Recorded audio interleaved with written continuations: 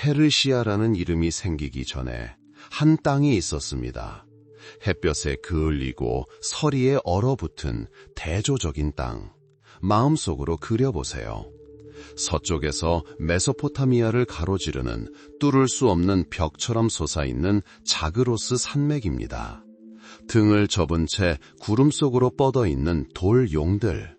그 협곡은 수천 년 동안 삶과 죽음이 흘러온 동맥과 같습니다. 그 봉우리는 모두가 목격했습니다.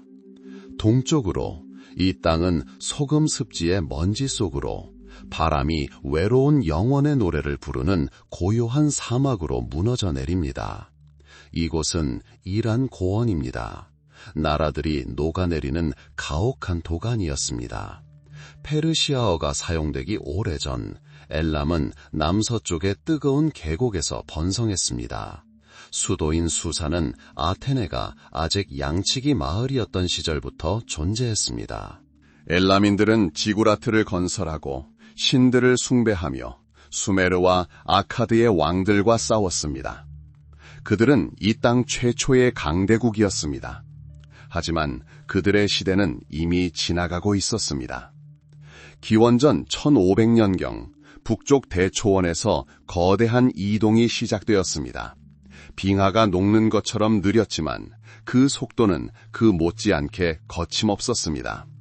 아리아어를 사용하는 부족들의 물결은 가축을 위한 새로운 목초지를 찾아 나섰습니다. 그들은 단결된 정복자 군대가 아니었습니다. 그들은 시족, 가족, 그리고 말과 황소가 가장 큰 재산인 유목민이었습니다. 그들은 하늘과 불의 신, 신화, 그리고 엄격한 명예 규범을 가지고 왔습니다. 이 두 부족 동맹은 자그로스 산맥 서쪽 기슭에 남아 있었습니다. 역사는 그들의 이름을 기억해왔습니다. 북쪽에는 이웃들이 마다이라고 부르던 메디아인들이 정착했습니다. 더 남쪽으로는 언젠가 파르사라고 불리게 될 땅에 페르시아인, 즉 파르스와인들이 정착했습니다. 혈통과 언어는 사촌지간이었지만 운명은 서로 경쟁했습니다. 기원전 9세기, 8세기, 7세기 그들은 정치 지도 위에 그림자에 불과했습니다. 진정한 권력, 잔혹하고 절대적인 권력은 다른 이들에게 있었습니다. 그것은 서쪽 메소포타미아에서 아시리아에서 발산되었습니다. 그 이름은 속삭여졌습니다. 아시리아 제국은 당대 가장 정교한 군사 조직이었습니다. 그 왕들은 단순히 통치하는 데 그치지 않고 공포를 불러일으켰습니다. 석판에 새겨진 그들의 설형 문자 기록은 무미건조한 연대기가 아니라 무자비함의 찬가입니다. 나는 그들의 도시를 불태웠다. 나는 그들의 지도자들의 가죽을 벗겨 벽을 덮었다. 나는 그들의 머리로 산을 쌓았다. 니네베에서, 아슈르에서, 티그리스 강을 따라 뻗은 사자굴에서 돌에 새겨진 유언장이 날아왔습니다. 조공을 요구하는 유언장이었습니다. 매년 대상들은 금이나 곡식뿐만 아니라 두려움까지 않고 서쪽으로 행진했습니다. 이란 목초지에서 온 가장 훌륭한 말들, 아시리아 군대에 복무할 키 큰 젊은이들, 그리고 복종. 메디아와 페르시아의 지도자들은 이 조공을 바쳤습니다. 그들은 불복종의 대가를 알고 있었습니다. 아시리아의 징벌 원정은 신속하고 무자비했습니다. 자그로스 산맥이 항상 방어선이었던 것은 아닙니다. 하지만 끊임없는 압력은 저항을 낳습니다. 분열되어 서로 전쟁을 벌이던 메디아 부족들 사이에서 통일에 대한 열망이 싹트기 시작했습니다. 그리스 역사가 헤로도토스는 전설적이기는 하지만 이 과정의 본질을 잘 보여주는 이야기를 들려줍니다. 메디아 사람들 중에는 데이오케스라는 사람이 살았습니다. 그는 나무랄 데 없는 정직함으로 유명했습니다. 이웃들은 분쟁을 해결하기 위해 그를 찾아왔고 그의 판단은 언제나 공정했습니다. 곧 그의 명성은 메디아 마을 전체로 퍼져나갔습니다. 사람들은 지도자를 찾아가지 않고 오직 데이오케스에게만 의지했습니다. 모든 권력이 자신에게 집중된 것을 본 데이오케스는 자신이 지쳤으며 더 이상 정의를 집행하지 않겠다고 선언했습니다. 메디아 땅에는 혼돈과 무법 상태가 만연했습니다. 그러자 절망에 빠진 부족들은 의회를 열어 왕이 필요하다고 결정했습니다. 그리고 그들은 자신들이 유일하게 신뢰하는 인물 데이오케스를 선택했습니다. 전설에 따르면 메디아 왕국은 칼이 아닌 교활함과 지혜로 탄생했습니다. 역사적 현실은 훨씬 더 평범하고 피비린내 나는 상황이었을 것이다. 지도자들은 아시리아의 위협에 맞서 단결했다. 데이오세스의 아들 프라우르테스는 이미 아시리아의 공개적인 도전을 감행했지만 패배하고 전사했다. 아시리아의 사자가 다시 한번 승리한 듯 했다. 그러나 키아크사레스가 메디아 왕위에 올랐습니다. 그는 다른 종류의 지도자였습니다. 그는 옛 부족 민병대가 아시리아의 철제 대대에 무능하다는 것을 깨달았습니다. 그는 아시리아식 방식으로 군대를 재편하여 창병, 궁수, 기병으로 구성된 부대를 만들었습니다. 그는 양치기들을 병사로 전환했습니다. 그리고 동맹군을 찾았습니다. 남쪽 바빌론에서는 나보폴라사르라는 새로운 왕이 등장하여 아시리아의 굴레에서 벗어나고자 했습니다. 두 갈래의 증오가 하나로 합쳐졌습니다. 기원전 614년 메디아인들은 아시리아의 고대 종교 수도 아슈르를 공격했습니다. 하지만 가장 중요한 전리품은 아직 남아 있었습니다. 바로 니네베였습니다. 난공불락의 성벽으로 둘러싸인 세계 최대의 도시였습니다. 메디아와 바빌로니아 연합군은 2년 동안 사자구를 포위했습니다. 이 포위 공격의 자세한 내용은 연대기에 기록되어 있진 않지만 공성추의 포효, 화살 휘파람 소리, 그리고 운명 지어진 수비군의 필사적인 돌격은 상상할 수 있습니다. 기원전 612년 니네베는 함락되었습니다. 수세기 동안 전 세계를 약탈해온 도시는 약탈의 대상이 되었습니다. 도시는 불타고 주민들은 학살당하거나 노예로 끌려갔습니다.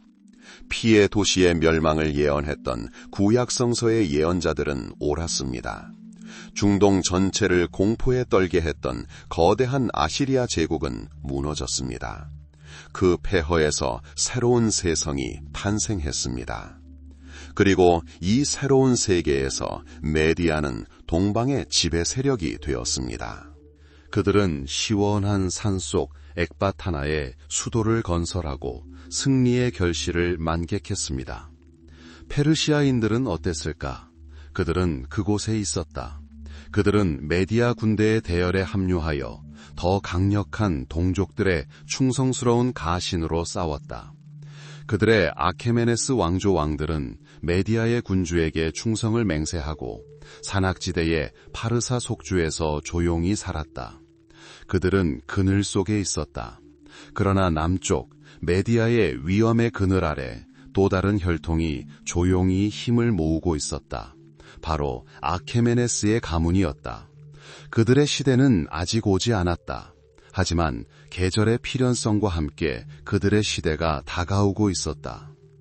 기원전 6세기 중반 우리가 알고 있던 세계는 고대 제국의 힘, 즉 여러 세대에 걸쳐 불과 피를 통해 만들어진 힘 위에 세워져 있었습니다. 메디아의 수도 엑바타나는 7개의 성벽으로 이루어진 도시였으며 각 성벽은 행성의 색깔로 칠해져 있었습니다. 아스티아게스 왕은 강력한 연합의 통치자이자 무시무시한 기병대의 지휘관이었습니다. 그는 자그로스 산맥에서 할리스 강까지 그의 말이 곧 법이었습니다. 하지만 옛 왕들은 종종 불안한 꿈을 꿉니다. 아스티아게스는 이불 아래로 기어드는 뱀처럼 차가운 꿈을 꾸었습니다. 그는 딸의 자궁에서 덩구리 싹을 틔우고 그 싹이 아시아 전역을 휘감아 그늘을 들이우는 것을 보았습니다. 꿈을 해석한 현자들과 마법사들은 모두 만장일치로 의견을 모았습니다. 아스티아게스의 손자, 그의 딸, 만다네의 아들이 그의 왕좌를 위협할 것이라는 것이었습니다. 이 손자는 남쪽 먼지낀 평원에 위치한 페르시아의 속국 안샨의 통치자 키루스였습니다. 아스티아게스에게 그는 조공을 바치고 전사를 공급해야 하는 먼 친척이자 하수인에 불과했습니다. 하지만 반란의 불꽃은 이미 타오르고 있었습니다.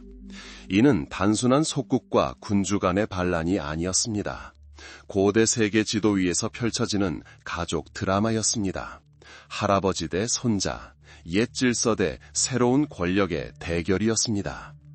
기원전 550년 키루스는 반란의 깃발을 들었습니다. 경로하고 자만심에 사로잡힌 아스티아게스는 방대한 군대를 모아 남쪽으로 진군하여 무례한 페르시아에게 교훈을 주었습니다. 초기 전투는 처절했습니다. 수적으로나 화력면에서 열세였던 페르시아 보병들은 목숨을 걸고 땅을 사수했습니다. 그러나 결정적인 사건은 전장이 아니라 메디아 사령관의 막사에서 일어났습니다. 그의 이름은 하르파구스였습니다. 아스티아게스는 한때 상상할 수 없을 만큼 잔혹하게 그의 충성심을 파괴하고 자신의 아들을 잡아먹도록 강요했습니다. 하르파구스의 배신은 수년 전 맹세했던 끔찍한 복수 서약으로 인해 더욱 깊어졌습니다. 마지막 전투가 한창일 때 그와 메디아 군대의 상당수가 키루스에게 투항했습니다. 아스티아게스의 군대는 무너졌습니다. 그는 엑바타나로 도망쳤지만 도시는 함락되었습니다. 그리고 여기서 키루스는 아무도 예상하지 못한 일을 해냈습니다. 세상은 다른 시나리오에 익숙해져 있었습니다. 승자는 수도를 완전히 파괴하고 포로가 된 왕을 실명시키거나 처형하고 백성을 노예로 삼을 것으로 예상되었습니다. 아시리아인들이 그랬고 바빌로니아인들이 그랬습니다. 하지만 키루스는 다르게 행동했습니다. 그는 엑바타나를 보존했습니다. 그는 할아버지 아스티아게스의 목숨을 살려주고 명예 고문으로 궁정에 머물게 했습니다. 그는 메디아 귀족들을 굴욕시키지 않았습니다. 대신 동맹을 제안했습니다. 그는 페르시아인과 메디아인을 통합하여 이중 군주제를 만들었고 어제의 적들이 새롭고 전례 없는 강대국을 건설하는데 협력했습니다. 이것이 아케메네스 제국의 초석이었습니다. 칼이 아닌 호위가 그의 주요 무기가 되었습니다. 그러나 메디아의 몰락은 위태로웠던 세력 균형을 뒤흔들었다. 서쪽 할리스강 너머에는 부유한 리디아 왕국이 있었다. 헤아릴 수 없는 부의 대명사가 된 리디아의 통치자 크로이소스는 불안한 눈빛으로 동쪽을 바라보았다. 페르시아의 갑작스런 부상은 자신의 권력을 위협했다. 자신의 운명을 알고자 했던 크로이소스는 그리스 성소와 델포이 신탁소에 후한 선물을 보냈다. 피티아의 여사제의 답장은 모호함의 전형으로 역사에 기록되었다. 크로이소스 왕이 할리스 강을 건넌다면 그는 위대한 제국을 무너뜨릴 것입니다. 키루스의 제국에 대해 이야기하고 있다고 확신한 크로이소스는 군대를 모아 강을 건넜습니다. 푸테리아에서 벌어진 첫 번째 전투는 승패가 갈리지 않았습니다.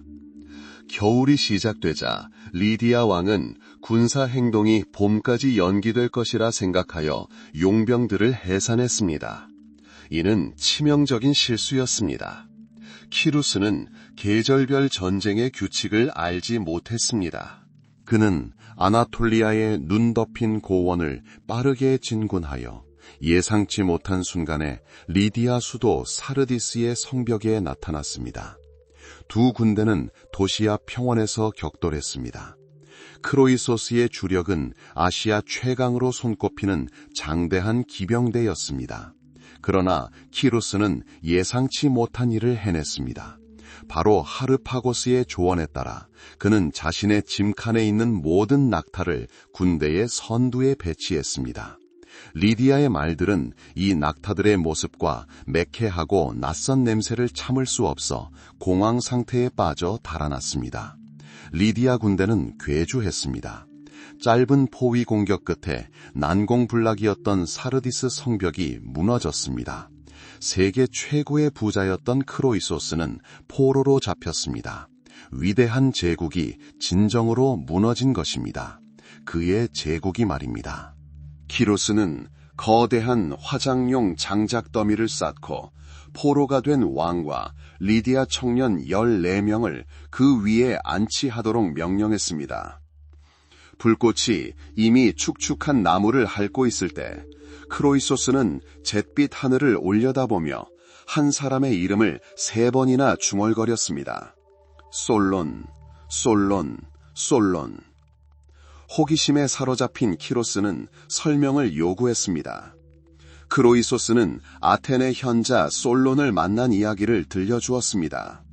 솔론은 운명의 수레바퀴는 변덕스럽기 때문에 사람은 죽을 때까지 행복하다고 할 수 없다고 말했습니다.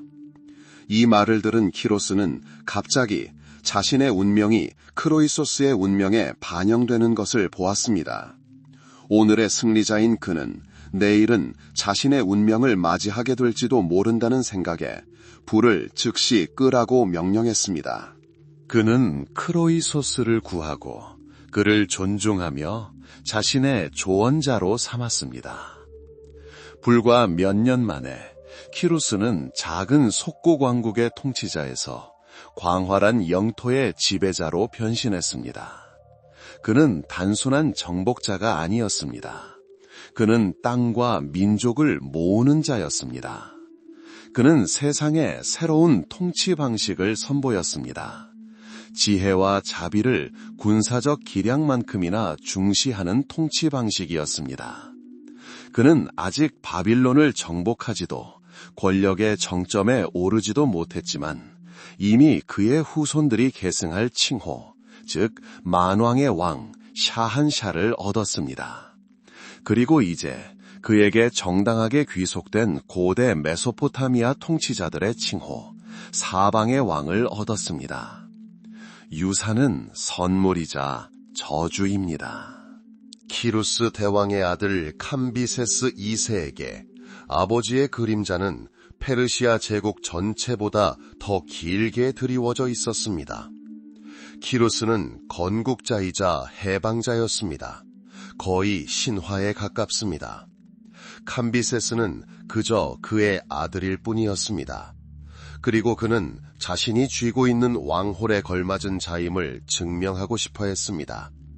그의 시선은 남쪽, 파라오의 정복되지 않은 고대 땅, 이집트에 고정되어 있었습니다.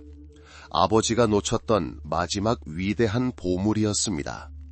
기원전 525년 페르시아 군대가 서쪽으로 진군했습니다. 시나이 반도의 모래가 전사들의 이빨 아래 바스락거렸고 그들 앞에는 신들과 난공불락의 위용을 자랑하는 천년의 문명이 펼쳐져 있었습니다. 그러나 이집트의 신들은 침묵했습니다. 펠루시움 전투에서 페르시아의 교활함이 이집트의 용기를 압도했습니다. 고대 수도 멤피스가 함락되었습니다. 캄비세스는 바빌론의 아버지처럼 해방자가 아니라 정복자로서 정복당한 도시에 입성했습니다. 그는 파라오의 이중 왕관을 썼지만 그 왕관은 마치 도구로 만들어진 듯 했습니다. 이집트 통치는 그에게 평화를 가져다 주지 못했다. 오히려 그의 마음속에 늘 피어오르던 편집증의 불꽃을 지폈다. 그는 사방에서 음모를, 가장 충성스러운 신하들의 눈에는 반역을 보았다. 그는 법이 아닌 공포로 통치했다. 그러나 그의 가장 끔찍한 행위는 이집트 땅에 발을 디디기도 전에 가장 은밀하게 저질러졌다. 캄비세스에게는 바르디아라는 남동생이 있었습니다. 그는 백성과 귀족들 사이에서 인기가 많았고 위대한 아버지와 같은 카리스마를 지녔습니다. 의심 많은 캄비세스에게 이러한 인기는 자존심의 원천이 아니라 치명적인 위협이었습니다.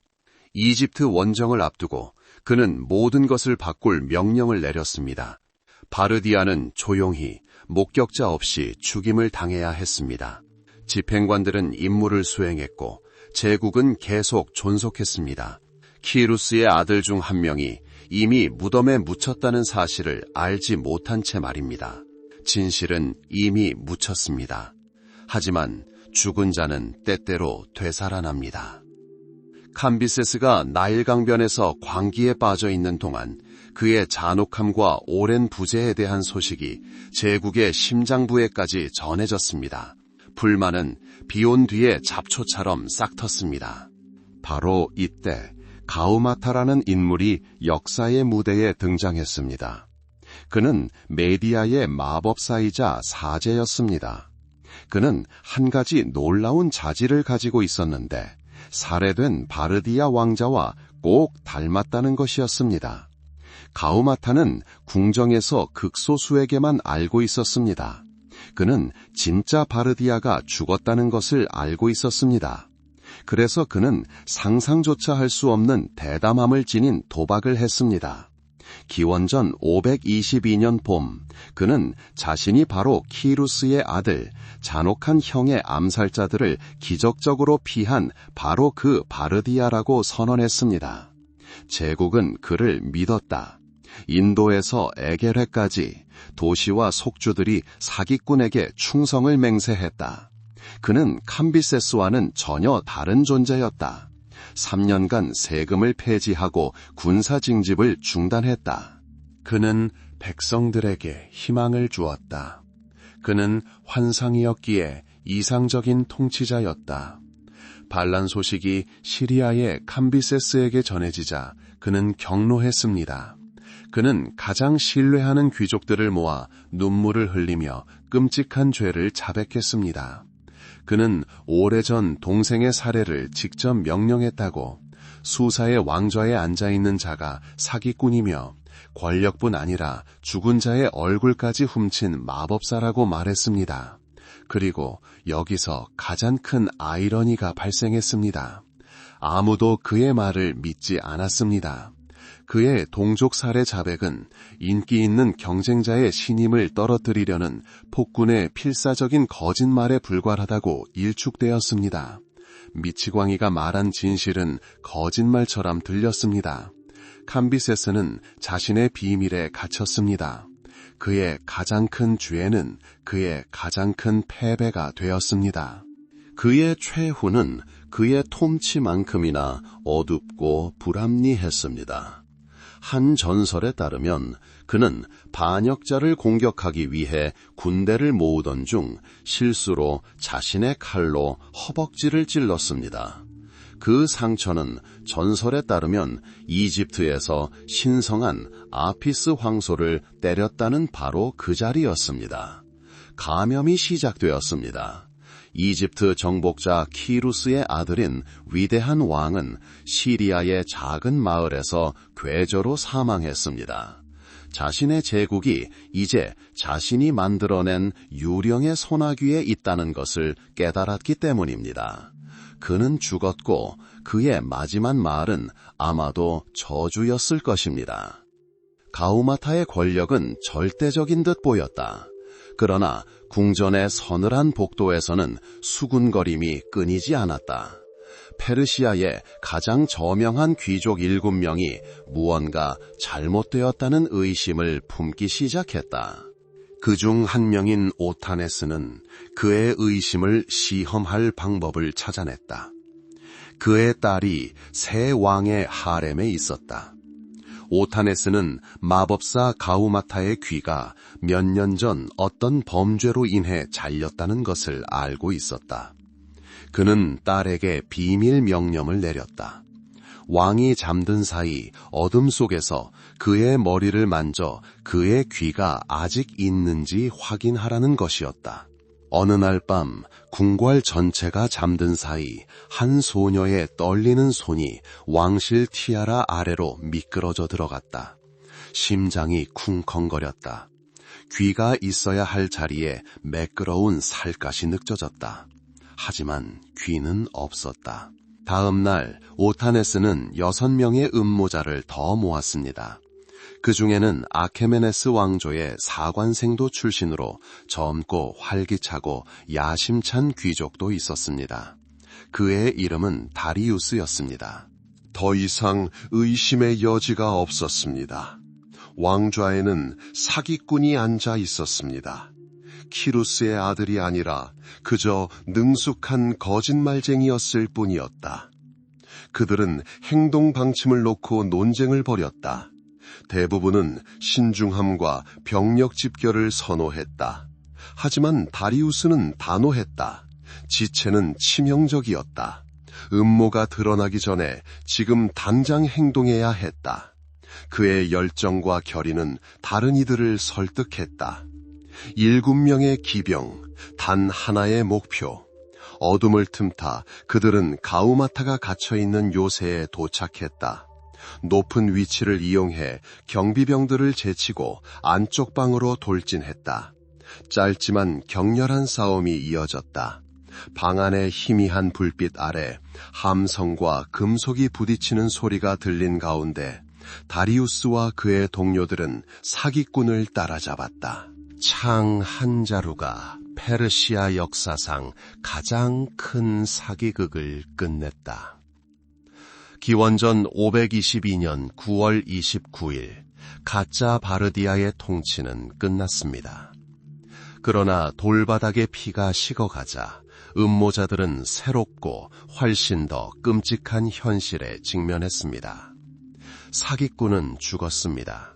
하지만 합법적인 상속인 또한 오랫동안 죽어 있었습니다. 키루스 대왕의 홀이 바닥에 놓여 있었습니다. 아무도 그것을 확실한 권리로 주장하지 않았습니다. 제국은 왕 없이 남겨졌습니다. 피가 마르고 반란은 진압되었다. 스스로를 다리우스라 칭하는 자가 세상을 장악했다. 하지만 권력을 잡는 것과 유지하는 것은 완전히 다른 문제였다. 그의 앞에는 하나의 나라가 아니라 수백 개의 언어를 구사하고 수천 개의 신에게 기도하는 수십 개의 민족이 뒤섞인 조각보 같은 세상이 펼쳐져 있었다. 바빌로니아인, 이집트인, 이오니아 그리스인, 박트리아인, 인도인. 어떻게 그들 모두가 하나의 전체의 일부로 인식하게 할 수 있을까? 어떻게 정복의 혼돈을 창조자보다 오래 지속될 수 있는 구조로 바꿀 수 있을까? 다리우스의 대답은 전장에서 외쳐지지 않았다. 돌에 새겨지고 금으로 주조되고 길바닥 먼지 속에 묻혔다. 첫 번째 업무는 역사를 다시 쓰는 것이었습니다. 아니, 오히려 공식적이고 유일하게 진실된 역사를 만드는 것이었습니다. 이를 위해 다리우스는 썩는 양피지도 부서지는 점토판도 선택하지 않았습니다. 그는 영원을 선택했습니다. 바빌론에서 엑바타나로 가는 길목 자그로스 산맥에는 가파른 절벽이 있습니다. 바로 베히스툰 바위입니다. 지상 100m 높이 사람의 손이 닿지 않는 곳에서 그는 석공들에게 기적을 행하라고 명령했습니다. 해마다 뜨거운 태양 아래 그들은 석회암으로 거대한 판넬을 조각했습니다. 거기에 사람만한 다리우스 자신이 찬탈자이자 마술사 가우마타를 발로 짓밟고 있습니다. 마술사 뒤에는 족쇄를 찬 반란군 왕들이 서 있고 목에는 밧줄이 묶여 있습니다. 그리고 그들 위에는 다리우스에게 왕국을 준 최고신 아후라마즈다의 상징인 날개 달린 원반이 떠 있습니다. 하지만 중요한 것은 이미지가 아니었다. 텍스트였다. 같은 이야기, 다리우스의 권좌 상승 이야기가 제국의 3가지 주요 언어, 즉 승자들의 언어인 고대 페르시아어, 고대 관료제의 언어인 엘람어, 그리고 수세기 동안 서아시아 전역에서 사용되었던 메소포타미아 언어인 아카드로 3번이나 새겨져 있었다. 그것은 불태우거나 무시할 수 없는 메시지였다. 지질학적 규모의 선전이었다. 지나가는 모든 대상, 모든 관리, 모든 군인에게 바위는 조용히 외쳤다. 나, 다리우스, 만왕의 왕, 아후라 마즈다의 뜻을 따른 정당한 통치자다. 나에게 반항하는 자는 신에게 반항하는 것이다. 하지만 신의 정통성만으로는 충분하지 않았습니다. 제국에는 뼈대, 신경계, 그리고 혈류가 필요했습니다. 다리우스는 이 모든 것을 제국에 주었습니다. 그는 광대한 영토를 20개의 행정구역으로 나누었는데 그리스인들은 이를 사트라피라고 불렀습니다. 각 사트라피는 국가 안에 거대한 국가였으며 고유한 전통과 법률을 가지고 있었습니다. 각 사트라피의 수장에는 종종 지역 귀족 출신의 총독인 사트라프가 있었습니다. 그는 막대한 권한을 부여받았습니다. 그는 세금을 징수하고 사법제도를 시행하고 왕처럼 호화롭게 살았습니다. 하지만 그의 권력은 절대적이지 않았습니다. 이것이 최초의 독창적인 견제와 균형 시스템이었습니다. 사트라피의 수비대는 사트라프에게 보고하지 않고 다리우스에게 직접 보고했습니다. 세금을 징수하는 재무부 장관 또한 왕에게만 보고했습니다. 따라서 사트라프는 군대나 돈을 이용해 반란을 일으킬 수 없었습니다. 그리고 그들 위에는 보이지 않는 그림자가 드리워져 있었습니다. 왕의 눈과 귀로 알려진 비밀 기관이었습니다. 이들은 그의 개인 감찰관들이었고 제국 전역을 신분을 감추고 돌아다니며 모든 것을 엿듣고 지켜보고 보고했습니다. 시장에서의 불만 섞인 대화, 총독의 과도한 사치, 세금 납부 지연까지 말입니다. 보이지 않는 스파이에 대한 두려움은 때로는 전체 군단보다 더 효과적이었습니다. 제국은 보이지 않는 통제망으로 가득 차 있었습니다. 이 신경계가 기능하려면 동맥이 필요했습니다.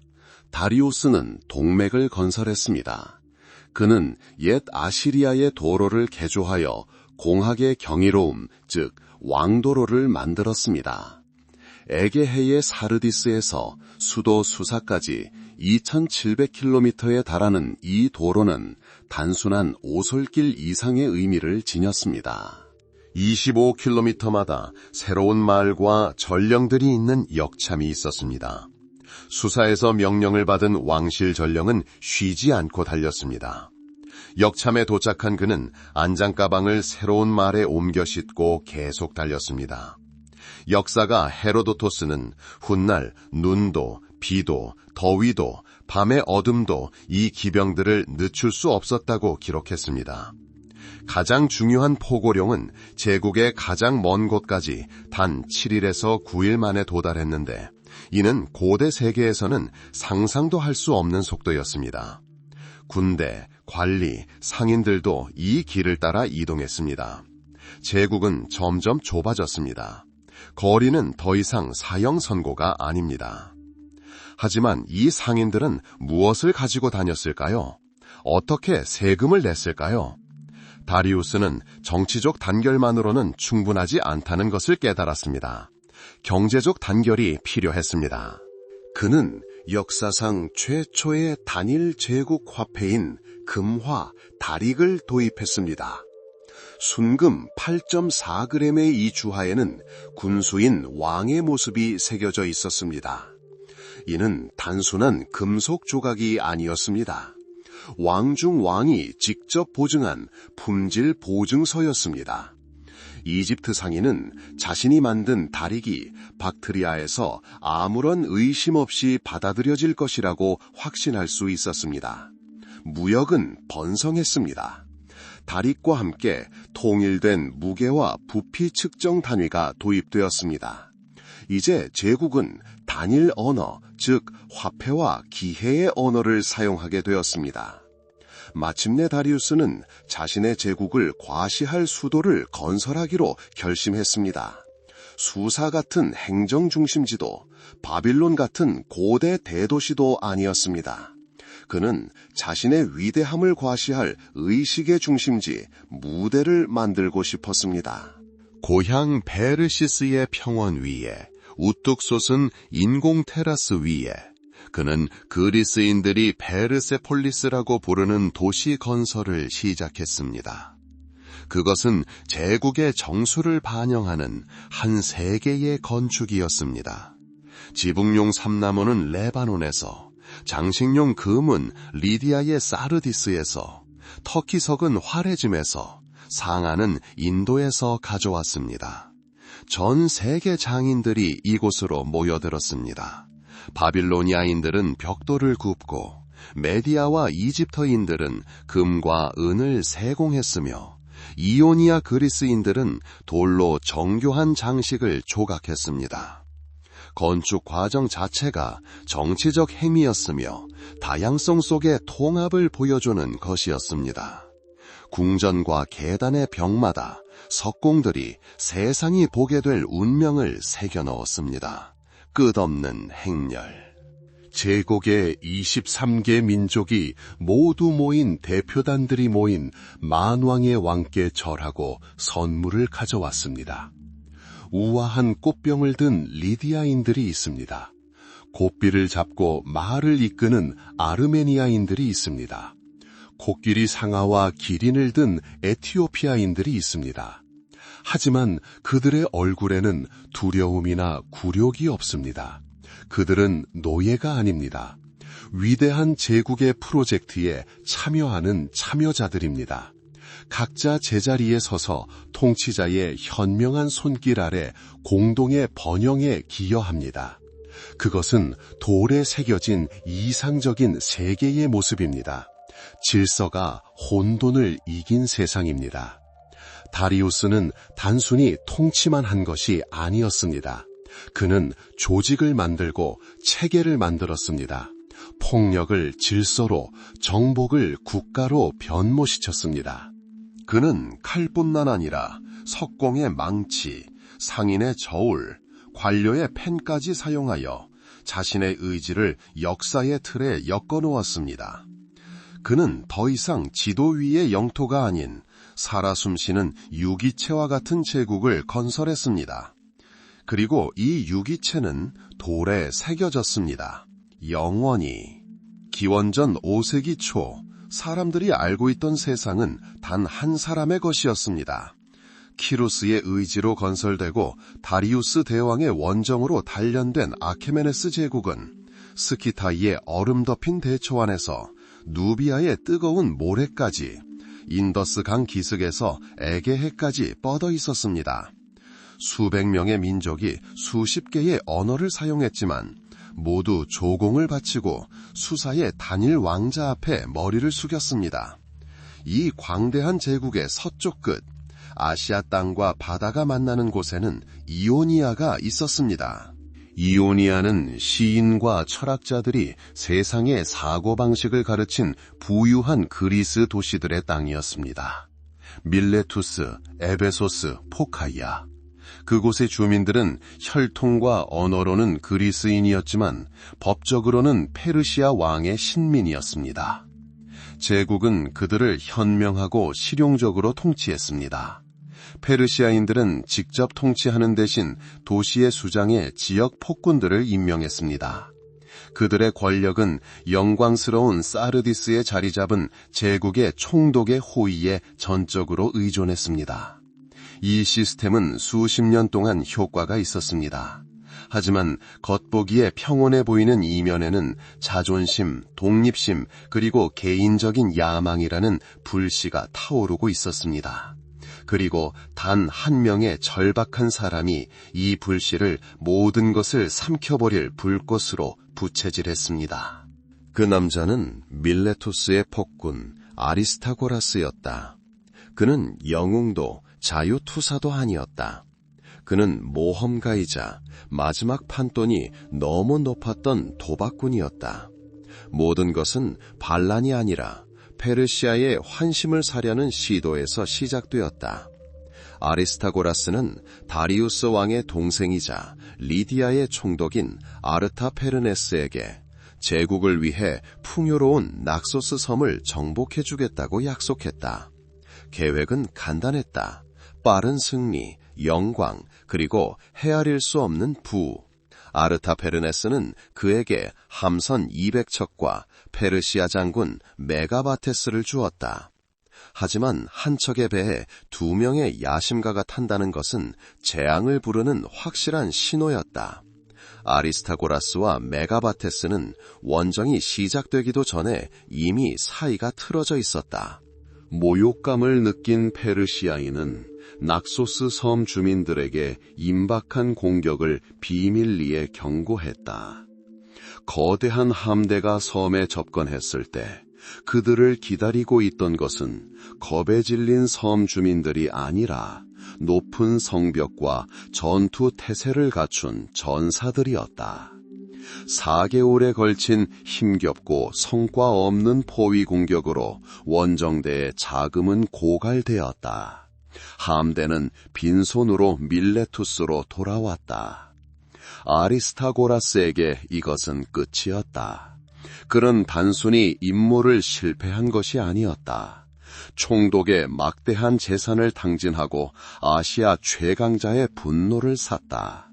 그의 발밑에는 깊은 구렁이 펼쳐져 있었다. 목숨이 위태로워지고 궁지에 몰린 그는 할 수 있는 유일한 행동, 즉 모든 것을 걸었다. 왕의 용서를 얻을 수 없다면 왕이 자신에게 관심이 없도록 해야 했다.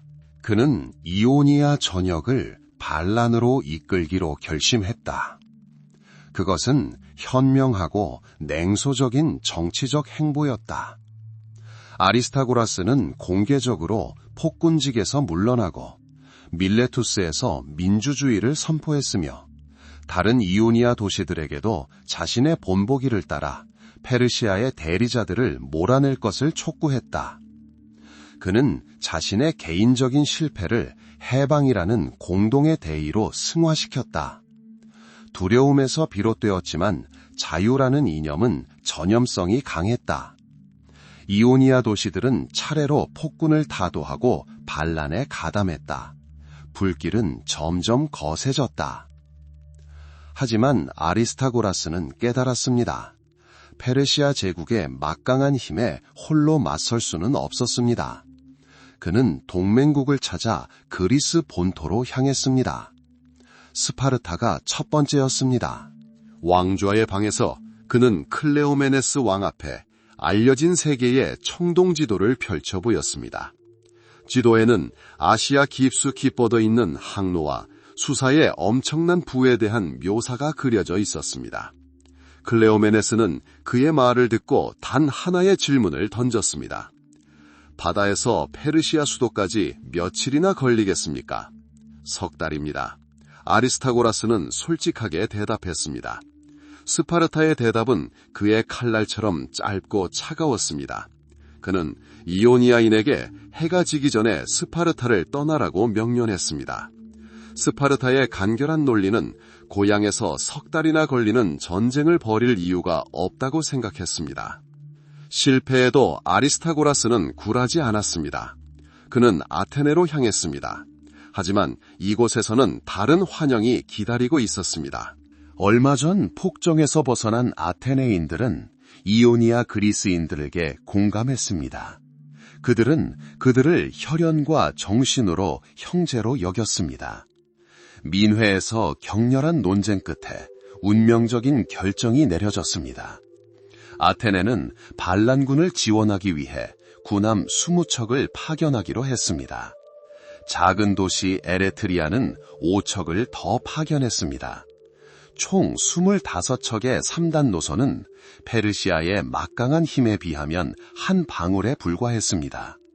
그러나 역사가 헤로도토스가 훗날 기록했듯이 이 함선들은 그리스인과 야만인들에게 큰 고난의 시작을 알렸습니다. 기원전 498년 봄, 그리스 연합함대가 에베소에 상륙했습니다.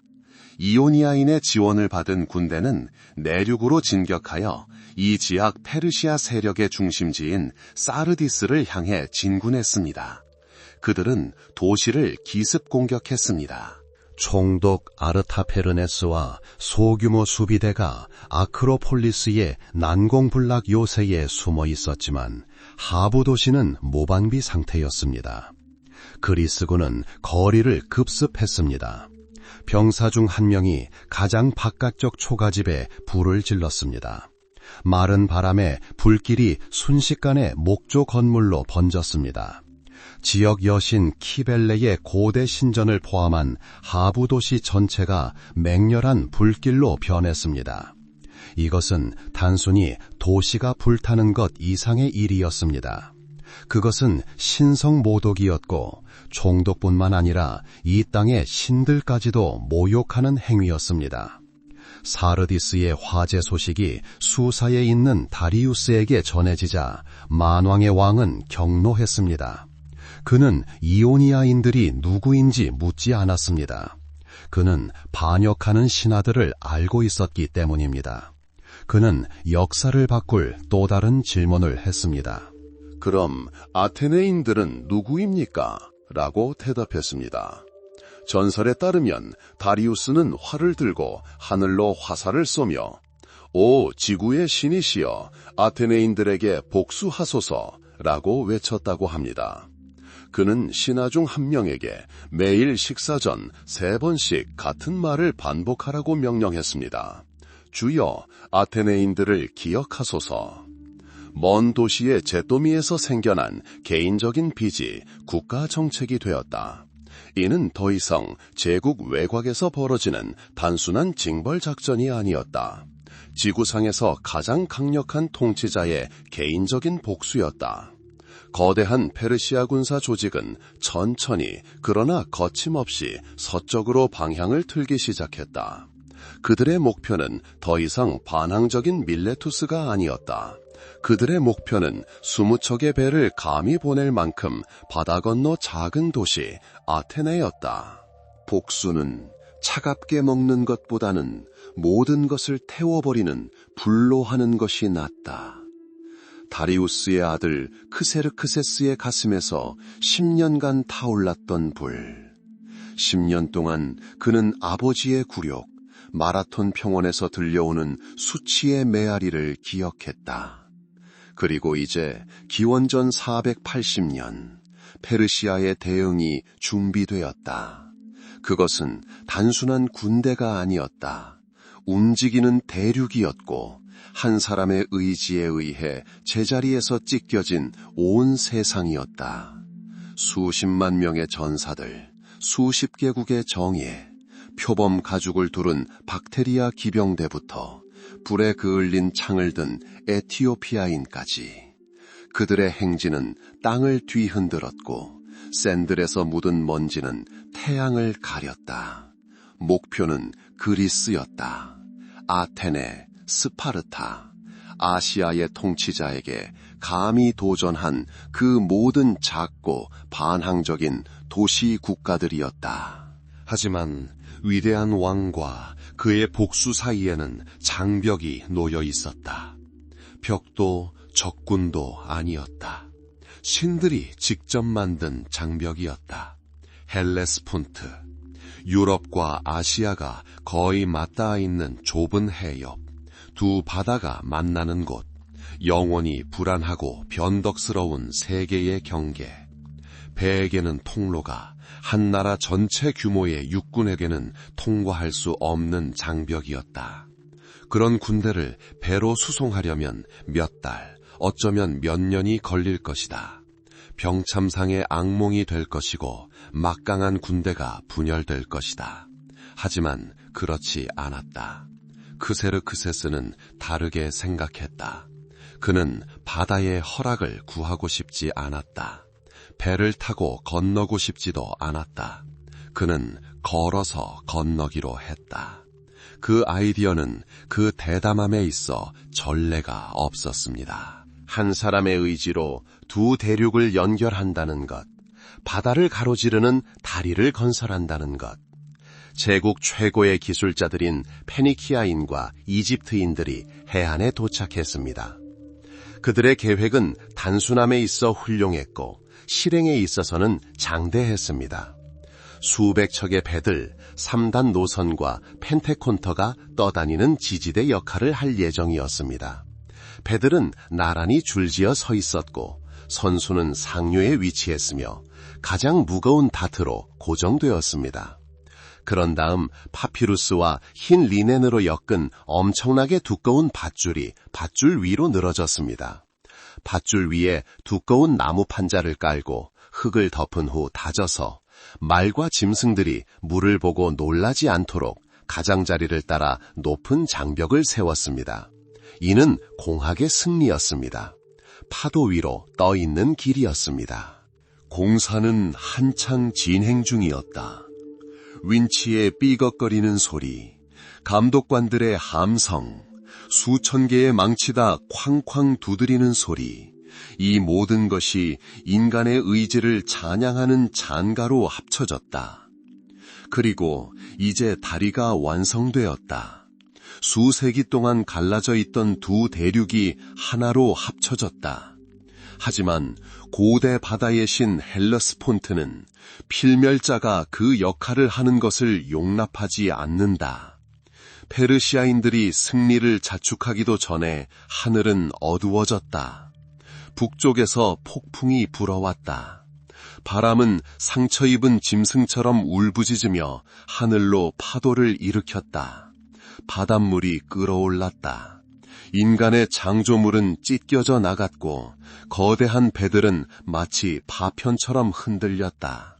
온 군대의 무게를 지탱할 수 있는 밧줄은 귀청이 터질 듯한 소리를 내며 끊어졌다. 닻은 바닷속에서 떨어져 나갔다. 하룻밤 사이에 당대 최고의 구조물의 파편만이 남았고 마치 왕의 자존심을 조롱하듯 파도에 휩쓸려 아시아 해안으로 떠밀려왔다. 군대는 미신적인 공포에 사로잡혀 이 광경을 지켜보았다. 그것은 신의 징조였습니다. 전쟁이 실패로 끝날 징조였습니다. 다른 통치자라면 물러났을 것이다. 하지만 크세르크세스는 아케메네스 왕조의 피를 흘렸다. 그는 단순한 왕이 아니었다. 자신을 신들의 재앙이자 운명의 도구로 여겼다. 그리고 크세르크세스는 세상의 분노를 드러냈다. 그 분노는 전설이 되었다. 그는 바다에 벌을 내리라고 명령했다. 이 장면을 상상해 보십시오. 만왕의 왕이 해안에 서 있고 그의 불멸의 경비병들이 거센 파도 속으로 들어갑니다. 크세르크세스의 명령에 따라 그들은 채찍으로 물을 내리치기 시작합니다. 300번의 타격. 매 타격은 자연에 대한 도전이자 포세이돈에게 도전하는 것입니다. 처형자들은 붉게 달군 장작을 물속에 던지고 쉭쉭거리는 금속 소리가 파도의 포효에 부딪힙니다.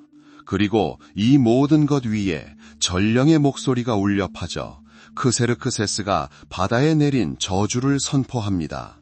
오 쓴 물이여, 우리 주께서 너희에게 이 형벌을 내리시는 것은 너희가 그분을 모욕하면서도 그분으로부터 아무런 잘못도 받지 않았기 때문이다. 크세르크세스 왕은 너희가 원하든 원치 않든 너희를 가로막을 것이다. 마땅히 너희에게 제사를 드려야 할 사람은 없다. 너희는 진흙탕이고 짠물이니. 그러자 왕은 분노를 백성들에게 돌렸습니다. 첫 번째 다리를 건설한 기술자들은 참수당했습니다. 이것은 단순한 광기가 아니었습니다. 절대적인 권력의 행위였습니다. 믿을 수 없을 만큼 강력한 정치적 연극이었습니다. 크세르크세스는 군대와 적들, 그리고 신들에게 자신의 의지는 한계가 없음을 보여주었습니다. 육지에서도 바다에서도 말입니다. 분노는 냉정한 계산으로 바뀌었다. 새로운 기술자들이 도착하여 선대들의 실수에서 교훈을 얻었다. 두 번째 다리는 걸작이었다. 더 많은 배, 674척이 투입되었다. 배들은 더욱 촘촘하게 연결되었다. 밧줄은 더욱 두껍고 무거워졌다. 하지만 가장 중요한 것은 설계 자체를 바꾸었다는 것이다. 페니키아인들은 아마로 밧줄을 엮었고 이집트인들은 파피루스를 사용했다. 아마 밧줄은 더 튼튼했지만 파피루스 밧줄은 더 무거웠다. 해안에 설치된 거대한 윈치로 밧줄을 팽팽하게 엮었다. 바람과 해류로부터 구조물을 보호하기 위해 다리 앞에는 정박한 방파제 배들이 줄지어 세워졌다. 두 번째 다리는 더 넓고 더 튼튼하고 더 믿음직스러웠다. 단순히 끈기로 건설된 것이 아니라 재난에서 얻은 지혜로 건설된 것이다. 그리하여 횡단의 날이 왔다.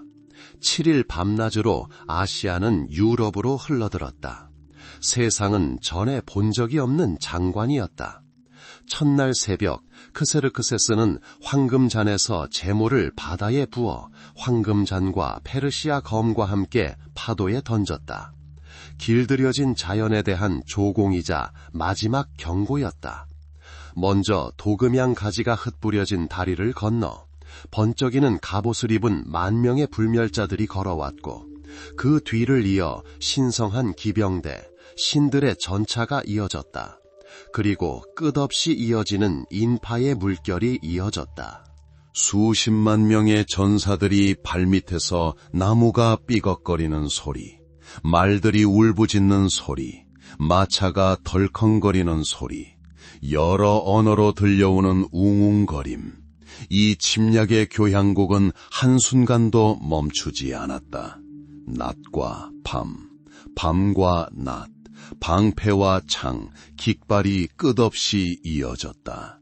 크세르크세스는 언덕 위 대리석 왕좌에 앉아 그 광경을 지켜보았다. 사람들은 그가 울었다고 전한다. 기쁨 때문이 아니라 100년 후에는 이 위대한 전사들 중 누구도 살아남지 못할 것이라는 생각 때문입니다.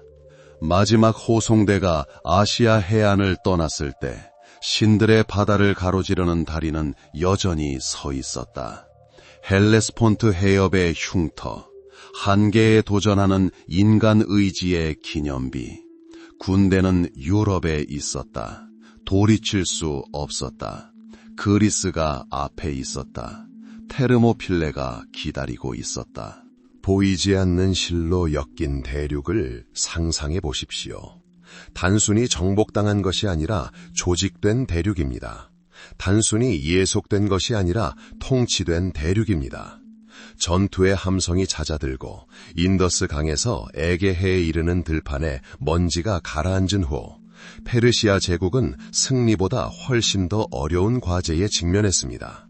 바로 평화를 유지하는 과제였습니다. 아케메네스 제국은 단순한 영토가 아니었습니다. 그것은 하나의 체계였습니다. 살아 숨쉬는 유기체였으며 그 건강은 동맥을 흐르는 혈액의 속도에 달려 있었습니다. 그리고 왕도는 그 주요 동맥이 되었습니다.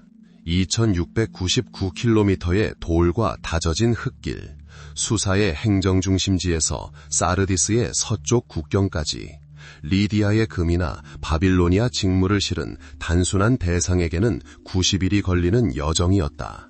하지만 왕의 말씀이 없었기에 시간은 다르게 흘러갔다. 하루 정도 걸리는 거리를 달리면 전 노선을 따라 역들이 있었다. 111개의 역에는 각각 신선한 말과 말을 탈 준비가 된 전령들이 있었다. 이것이 바로 제국의 신경체계, 앙가리온 시스템이었다. 가죽 튜브에 봉인된 왕의 징경은 수도에서 날아와 멈추지 않고 전달되었다. 전령들은 지휘봉처럼 서로 교대하며 메시지를 전달했다.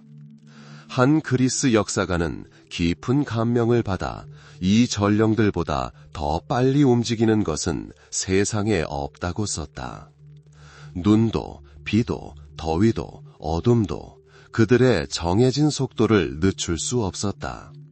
군대 동원 명령, 음모 보고, 세금 징수 보고, 이 모든 것이 7일, 기껏해야 9일 만에 목적지에 도착했다.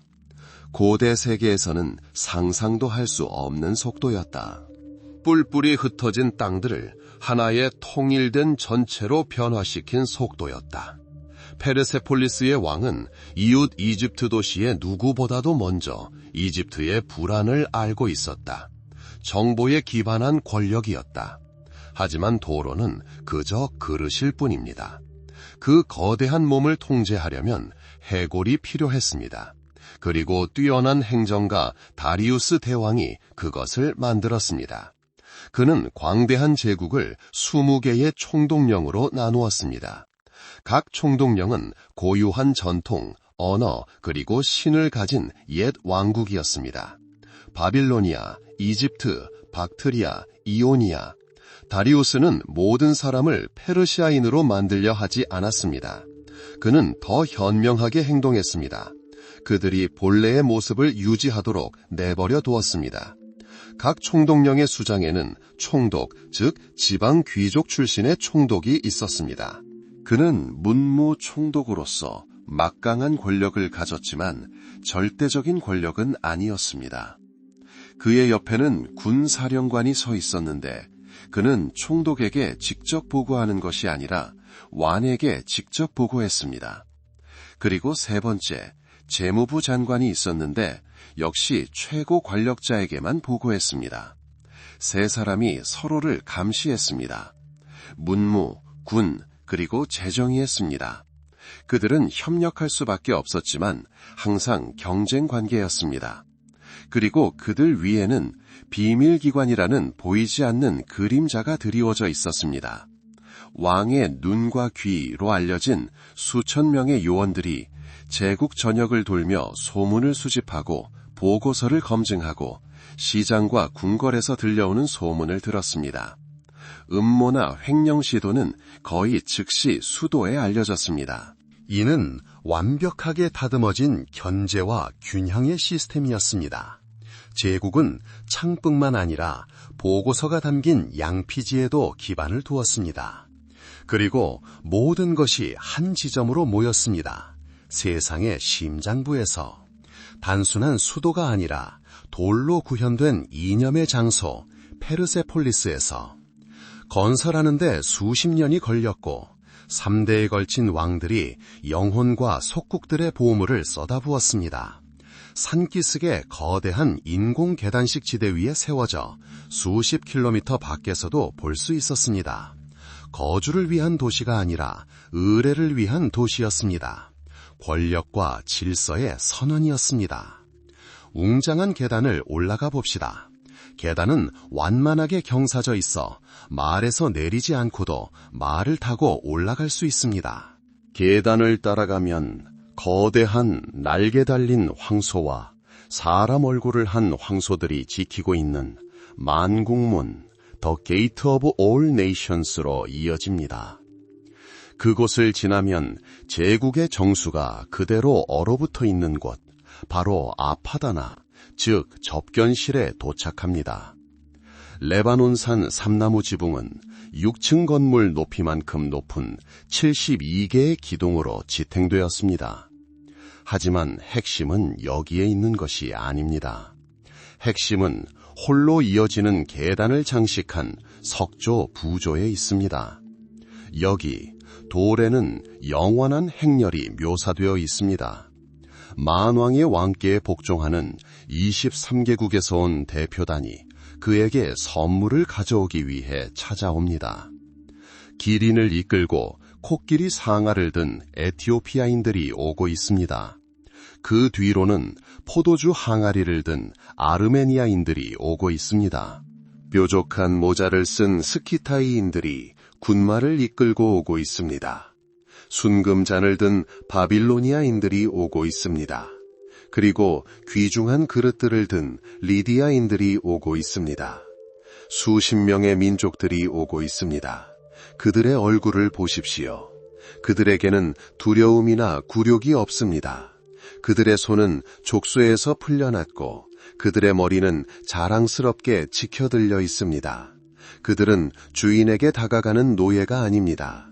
그들은 더 큰 전체의 일부이며 충성심을 보여주고 평화와 정의의 보장을 받기 위해 우주의 중심에 도착했습니다. 각 옅은 부조는 놀라운 정밀함으로 조각된 민족지학적 참고자료입니다. 옷차림, 머리 스타일, 무기, 그리고 선물까지 모든 것이 사실입니다. 그것은 어떤 언어로든 말 없이도 이해될 수 있는 메시지였습니다. 페르시아는 폭정이 아니라 질서라는 메시지, 혼돈을 대체하는 우주라는 메시지였습니다. 모든 민족은 이 우주에서 각자의 자리를 가지고 있으며 그들 위에는 한 분의 존재, 즉 만왕의 왕이 서 계십니다.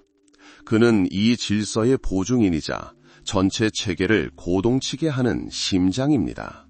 도로, 총독, 첩자, 세금, 그리고 마침내 페르세콜리스의 돌의 굳건히 박힌 이념.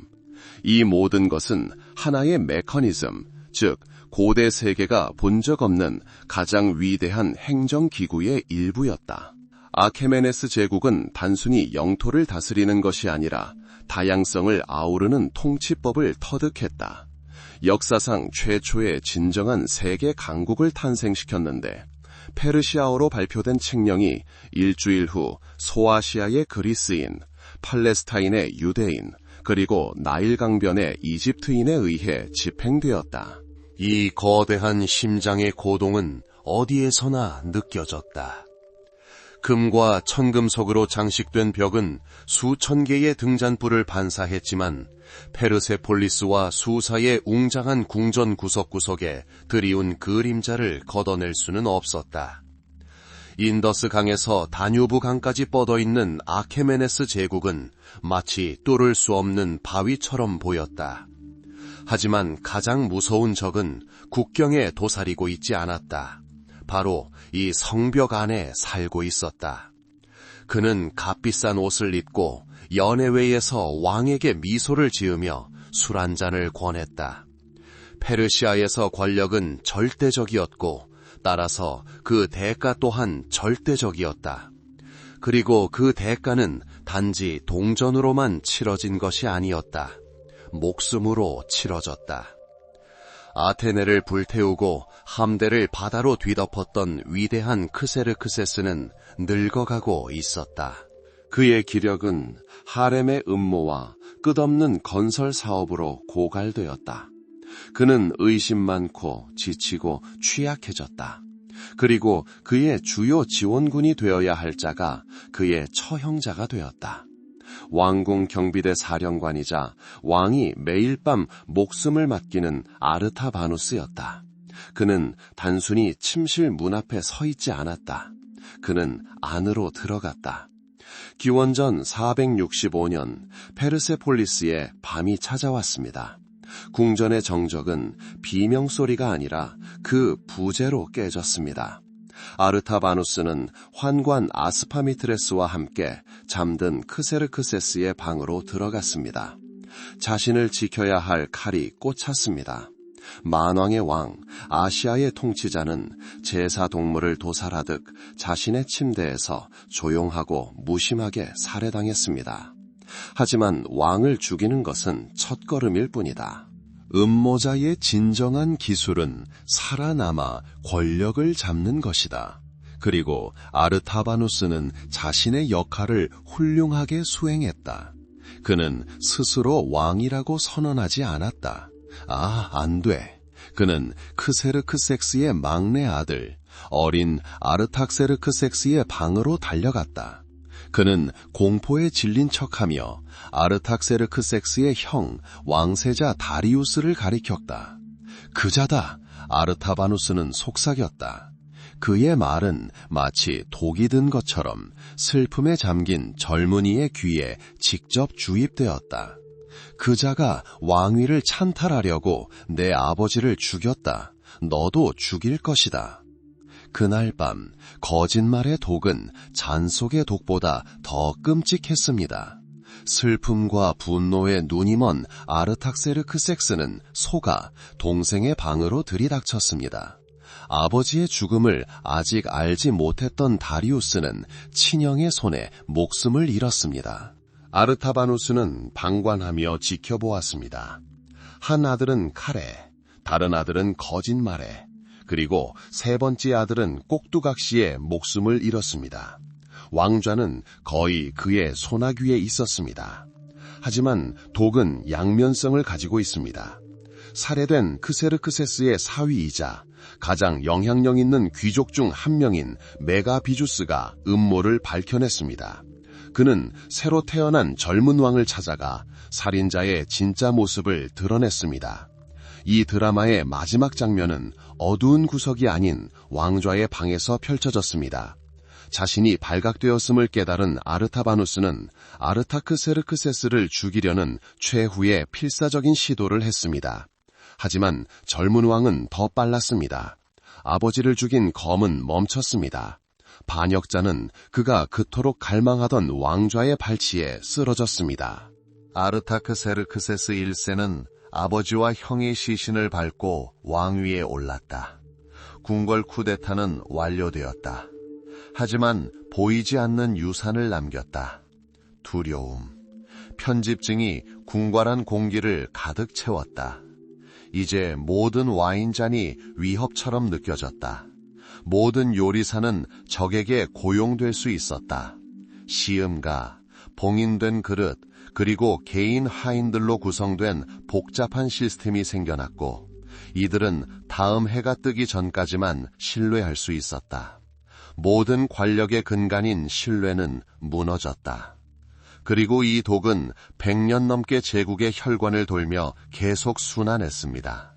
그것은 점점 더 농축되어 궁궐 음모의 가장 완벽한 괴물을 탄생시켰습니다. 그의 이름은 바가였습니다. 바고아스는 환관이었습니다. 왕위에 대한 권리도 왕조를 세울 힘도 없었습니다. 그에게는 재치와 무자비함, 그리고 오쿠스라는 별명을 가진 아르타크세르크세스 3세의 측근이라는 지위 외에는 아무것도 없었습니다. 그들은 함께 피비린내 나는 숙청을 감행하여 수십 명의 왕자와 잠재적 왕위 계승자들을 학살했습니다. 바고아스는 왕의 그림자이자 그의 비밀검이자 약사였습니다. 그는 오쿠스를 절대 권력의 자리로 끌어올렸습니다. 그러다가 그는 왕이 지나치게 독립적이 되었다고 판단했습니다. 기원전 338년 페르시아의 마지막 위대하고 잔혹한 통치자 중 한 명인 아르타크세르크세스 3세가 갑자기 사망했습니다. 공식적인 이유는 밝혀지지 않았지만 궁정 전체가 알고 있었습니다. 바고아스는 주군에게 실증이 난 것이었습니다. 그는 왕을 독살했을 뿐만 아니라 일부 기록에 따르면 그의 시신을 고양이에게 먹이고 허벅지 뼈를 칼자루로 만들도록 명령했습니다. 이는 단순한 보복이 아니었습니다. 완전한 굴욕의 의식이었습니다. 바고아스는 오쿠스의 막내 아들 아르세스를 왕위에 앉혔습니다. 순종적인 젊은이, 꼭두각시였습니다. 하지만 꼭두각시조차도 때로는 교만함을 드러냅니다. 아르세스가 전능한 후원자를 몰아내려 하자 바고아스는 선제적으로 행동했습니다. 그는 새 왕을 독살했습니다. 그리고 그의 모든 자식들을 죽여 직계 후계자가 단 한 명도 남지 않도록 했습니다. 그는 왕조 전체를 뿌리째 뽑아버렸습니다. 이제 바고아스에게는 새로운 왕이 필요했습니다. 그는 아케메네스 왕조의 측근인 다리우스 왕자를 왕으로 선택했습니다. 그는 이상적인 왕 후보로 보였습니다. 귀족이었지만 실질적인 권력은 없었습니다. 바고아스는 그를 왕위에 앉히고 영원한 감사와 복종을 기대했습니다. 하지만 그는 다리우스 3세를 과소평가했습니다. 새 왕은 자신이 누구를 상대하고 있는지 알고 있었습니다. 소문, 비난, 경고, 궁궐은 마치 윙윙거리는 벌집처럼 윙윙거렸습니다. 그리고 진실의 순간이 찾아왔습니다.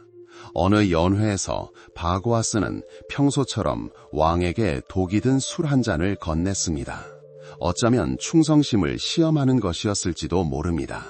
어쩌면 그는 이 왕 역시 자신에게 맞지 않다고 이미 판단했을지도 모릅니다. 그는 충성스러운 신하처럼 미소를 지으며 다가갔습니다. 하지만 다리우스의 눈에서 두려움은 찾아볼 수 없었습니다. 오히려 그는 지식을 보았습니다. 다리우스 3세는 잔을 받아들었다. 그는 바고아스를 바라보았다. 그리고 차분하고 권위 있게 그에게 자신이 마실 것을 명령했다. 왕의 건강을 위해 건배하라 라고 말했을지도 모른다. 바고아스가 수십 년에 걸쳐 엮어온 모든 계략, 모든 음모, 모든 음모의 그물이 순식간에 무너졌다. 그는 자신의 함정에 빠진 것이다. 온 궁정이 지켜보는 가운데 페르시아 역사상 가장 악명 높은 독살자가 자신의 독잔을 비웠다. 이렇게 궁궐 독살의 시대는 끝났다. 하지만 이미 때는 늦었다. 수십 년간의 배신, 살인, 그리고 편피증으로 내부로부터 부식된 제국은 약해져 있었다. 그 혈관은 살아있는 피가 아니라 불신이라는 서서히 퍼져나가는 독으로 가득 차 있었다. 그리고 서쪽에서는 이미 폭풍이 몰아치고 있었다. 알렉산더라는 젊은 마케도니아 왕이 군대를 준비하고 있었다. 그는 단순히 영토를 정복하려는 것이 아니었다. 이미 스스로 독살된 거상을 처단하려는 것이었다. 기원전 336년 동무든 단검의 그림자가 페르세폴리스 궁전 곳곳에 드리워져 있던 시절, 한 남자가 부럽지 않은 운명을 맞이하며 왕좌에 올랐습니다. 그의 이름은 아르타샤트였지만 역사에는 다리우스라는 이름으로 기록되었습니다. 3대 다리우스. 그는 위대한 왕들의 직계 후손이 아니라 궁궐의 음모와 암살로 권력을 잡은 먼 친척이었습니다. 그의 핏줄에는 아케메네스 왕조의 피가 흐르고 있었지만 그가 믿었던 제국은 더 이상 키루스와 그의 이름을 딴 다리우스 대왕이 만들어낸 무적의 힘이 아니었습니다. 그것은 금으로 된 심장과 진흙으로 된 발을 가진 거대한 거상이었습니다. 광대하고 상상할 수 없을 만큼 부유했지만 움직임은 느렸고 내부 갈등에 시달렸습니다. 멀리 떨어진 속주에 있는 총독들은 독립적인 왕으로 통치했고 그리스 용병들은 페르시아의 금을 차지하기 위해 동족들과 싸우는 군대의 중추를 이루었습니다. 다리우스는 용감한 전사였으며 어쩌면 평화 시에는 훌륭한 통치자가 될 수도 있었을 것입니다. 하지만 평화로운 시대는 그에게는 아니었다. 서쪽 에게해 너머에서 새로운 시대의 새벽이 밝아오고 있었습니다. 필리포스 2세의 아들, 젊은 마케도니아 왕 알렉산드로스는 불과 검으로 그리스를 통일했습니다. 이제 그의 눈은 영광을 향한 끝없는 갈망으로 가득 차 동쪽으로 향했습니다. 기원전 334년, 그는 헬레스폰트를 건넜습니다. 그와 함께한 군대는 페르시아의 무수한 군대에 비하면 보병 약 4만 명, 기병 약 5천 명이었습니다. 하지만 이는 단순한 군대가 아니었습니다. 여러 세대에 걸친 전쟁을 통해 갈고 닦고 천재적인 재능으로 움직이는 치명적인 기계였습니다. 첫 번째 교전은 그라니코스 강에서 벌어졌습니다. 자신들의 우월성에 자신감을 느낀 페르시아 태수들은 높은 강둑의 유리한 지점을 점유했습니다. 그들은 마케도니아인들의 대담함을 비웃었습니다. 그들의 사령관인 그리스 용병 로도스의 멤노는 적에게 교전하지 말고 후퇴하라고 간청하며 땅을 불태우고 적의 식량을 앗아갔습니다. 그들은 그의 말을 무시했습니다. 페르시아 귀족들은 영광에 목말라 있었습니다. 알렉산더는 모든 군사적 지혜를 무시하고 직접 기병대를 이끌고 강을 건너 정면 공격을 감행했습니다. 화살과 투구가 빗발치는 가운데였습니다. 그는 전투의 한가운데에서 뼈 아팠고 투구는 산산이 조각났으며 목숨은 위태로웠습니다. 이 맹공격, 마치 전사처럼 싸우는 젊은 왕의 분노는 페르시아인들을 경악시켰습니다. 그들의 전열은 무너졌습니다. 제국의 보석이었던 소아시아는 단 한 번의 유혈 충돌로 함락되었습니다.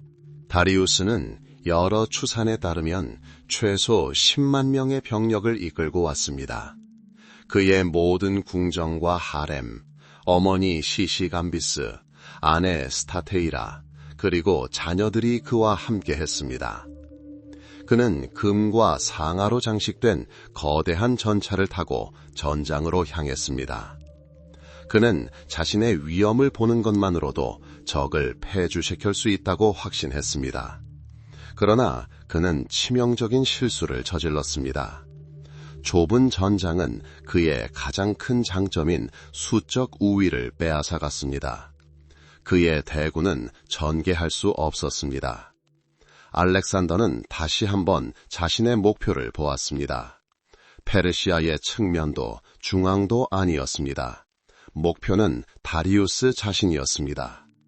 마케도니아 기병대, 즉 컴패니언즈가 쐐기처럼 페르시아 대열을 들이받으며 피비린내 나는 통로를 만들어 왕의 전차까지 직진했습니다. 전투는 다리우스 주변에서 맹렬하게 전개되었습니다. 그의 불멸의 경호원들은 주인을 지키다 차례로 쓰러졌습니다. 잠시 먼지와 쇠갈리는 소리 사이로 두 왕의 시선이 마주쳤습니다. 알렉산더는 눈앞에 권력의 상징이 아닌 필멸의 인간을 보았습니다. 다리우스는 마케도니아인의 눈에서 냉혹한 운명을 보았습니다. 그리고 그의 용기는 무너졌습니다. 그는 전차를 돌려 도망쳤습니다. 군대, 깃발, 가족을 버리고 전장을 떠났습니다. 왕이 도망치는 것을 본 군대는 난폭한 폭도로 변했습니다. 알렉산더의 승리는 완벽했습니다. 페르시아 진영 전체, 수많은 보물, 그리고 무엇보다도 왕중왕의 가족이 그의 손에 떨어졌습니다. 굴욕을 당한 다리우스는 피난처에서 알렉산더에게 편지를 보냈습니다. 그는 평화를 제안했습니다. 그는 자신의 가족과 유프라테스 강 서쪽의 모든 땅, 그리고 딸과의 결혼을 위해 막대한 몸값을 제시했습니다. 사실상 그는 세상을 분할하겠다고 제안한 것이었습니다. 알렉산더의 현명하고 나이 지긋한 장군 파르메니오는 왕에게 내가 알렉산더라면 이 제안을 받아들이겠습니다 라고 말했습니다. 이에 알렉산더는 역사에 길이 남을 명언으로 답했습니다. 내가 파르메니온이라면 나도 그렇게 하겠습니다. 그는 제국의 절반을 원하지 않았습니다. 그는 제국 전체를 원했습니다. 마지막 도박은 2년 후 기원전 331년에 이루어졌습니다. 고대 니네베 유적지에서 멀지 않은 가우가멜라 마을 근처의 광활한 평원에서였습니다. 이번에는 다리우스가 만반의 준비를 했습니다. 그는 완벽한 장소를 선택하고 낫 차축을 장착한 전차를 배치할 땅을 평평하게 하라고 명령했습니다. 그는 지금껏 본 어떤 군대보다도 강력한 군대를 모았습니다. 인도에서 온 코끼리, 박트리아와 스키타이에서 온 기병, 그리고 광대한 제국 전역에서 온 보병들이었습니다. 수십만 발과 발굽에서 피어오르는 먼지는 한낮의 태양을 가리며 낮을 진홍빛 황혼으로 물들였습니다. 이 군대의 무게에 땅이 흔들리는 듯 했습니다. 알렉산더는 기발하고도 위험한 작전을 구사했습니다. 그는 우익을 앞으로 내밀지 않고 오른쪽으로 비스듬히 기울여 페르시아 전선을 펼쳤습니다. 포위될까 두려워한 다리우스는 정예 기병대를 파견했습니다. 페르시아군의 전열에 틈이 생겼습니다. 바로 이 틈을 헤타이로이를 이끌고 알렉산더는 돌격했습니다. 이수스 전투에서처럼 그의 목표는 단 한 명이었습니다. 다시 한번 왕실 전차를 향한 필사적인 돌진이 이어졌습니다. 다리우스는 또다시 저항할 수 없었습니다.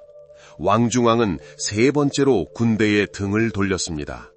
그의 도주는 전면적인 패배의 신호가 되었습니다. 가우가멜라 전투는 대학살로 변질되었습니다. 200년 넘게 지속되어 온 아케메네스 제국은 단 하루 만에 무너졌습니다. 바빌론과 수사는 전투 없이 성문을 열었습니다. 제국의 심장부였던 페르세폴리스는 약탈당하고 불탔습니다. 다리우스는 고국에서 도망치듯 도망쳤습니다. 그의 총독들은 더 이상 그에게 복종하지 않았고 그의 옛 동맹들은 그에게 등을 돌렸습니다.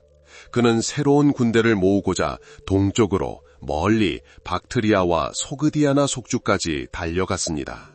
하지만 그의 시대는 끝났습니다. 그의 총독 베수스는 살아있지만 실패한 왕을 골칫거리로 여겼습니다. 그는 다른 음모자들과 함께 다리우스를 사로잡았습니다. 마케도니아 선봉대가 따라잡을 때 음모자들은 왕을 창으로 여러 번 찔렀고 먼지 쌓인 길가에 수레에 태워 죽도록 버려두었습니다. 마케도니아 병사가 그가 아직 살아있는 것을 발견했습니다. 인류의 4분의 1을 지배했던 마지막 왕 중 왕은 물 한 모금을 간청했습니다. 알렉산더가 도착했을 때 다리우스 3세는 이미 죽어 있었습니다. 전설에 따르면 알렉산더는 쓰러진 적의 시신을 보고 망토를 벗어 덮었다고 합니다. 이는 승리자로서 이제 몰락한 왕조의 영토뿐 아니라 유산까지 차지하겠다는 의지를 보여준 행위였습니다. 아케메네스 시대는 끝났습니다. 위대한 전투의 영광이 아닌 무너진 세상 변두리 어딘가에 잊혀진 길 위에서 먼지와 피 그리고 배신으로 끝이 났습니다. 새로운 시대가 시작되고 있었습니다. 헬레니즘 시대였습니다. 아케메네스 제국은 영원할 것처럼 보였다. 2세기 동안 그 그림자는 에게해에서 인더스 강도까지 온 세상을 뒤덮었다. 왕들의 의지로 닦인 길은 수십 명의 민족을 연결했다. 정복한 왕국들의 금으로 가득 찬 국고는 고요했다. 페르시아는 단순한 국가가 아니라 자그로스 산맥처럼 불변하는 세계 질서 그 자체였다. 그러나 서쪽 마케도니아의 불안한 그림자 속에서 폭풍이 몰아치고 있었다. 그의 이름은 알렉산더였다. 기원전 334년 봄, 이 폭풍이 아시아를 휩쓸었습니다. 필리포스 왕의 아들 22살의 청년이 이끌었던 군대는 페르시아의 위력에 비하면 먼지 한 줌에 불과했습니다. 보병은 3만 명이 조금 넘었고 기병은 5천 명뿐이었습니다. 내전에 익섭한 그리스인과 마케도니아인들은 크세르크세스가 아테네를 불태운 데에 대한 복수를 맹세하며 하나가 되었습니다. 이것이 공식적인 구실이었습니다. 하지만 왕의 눈에는 진정한 목표가 불타올랐습니다.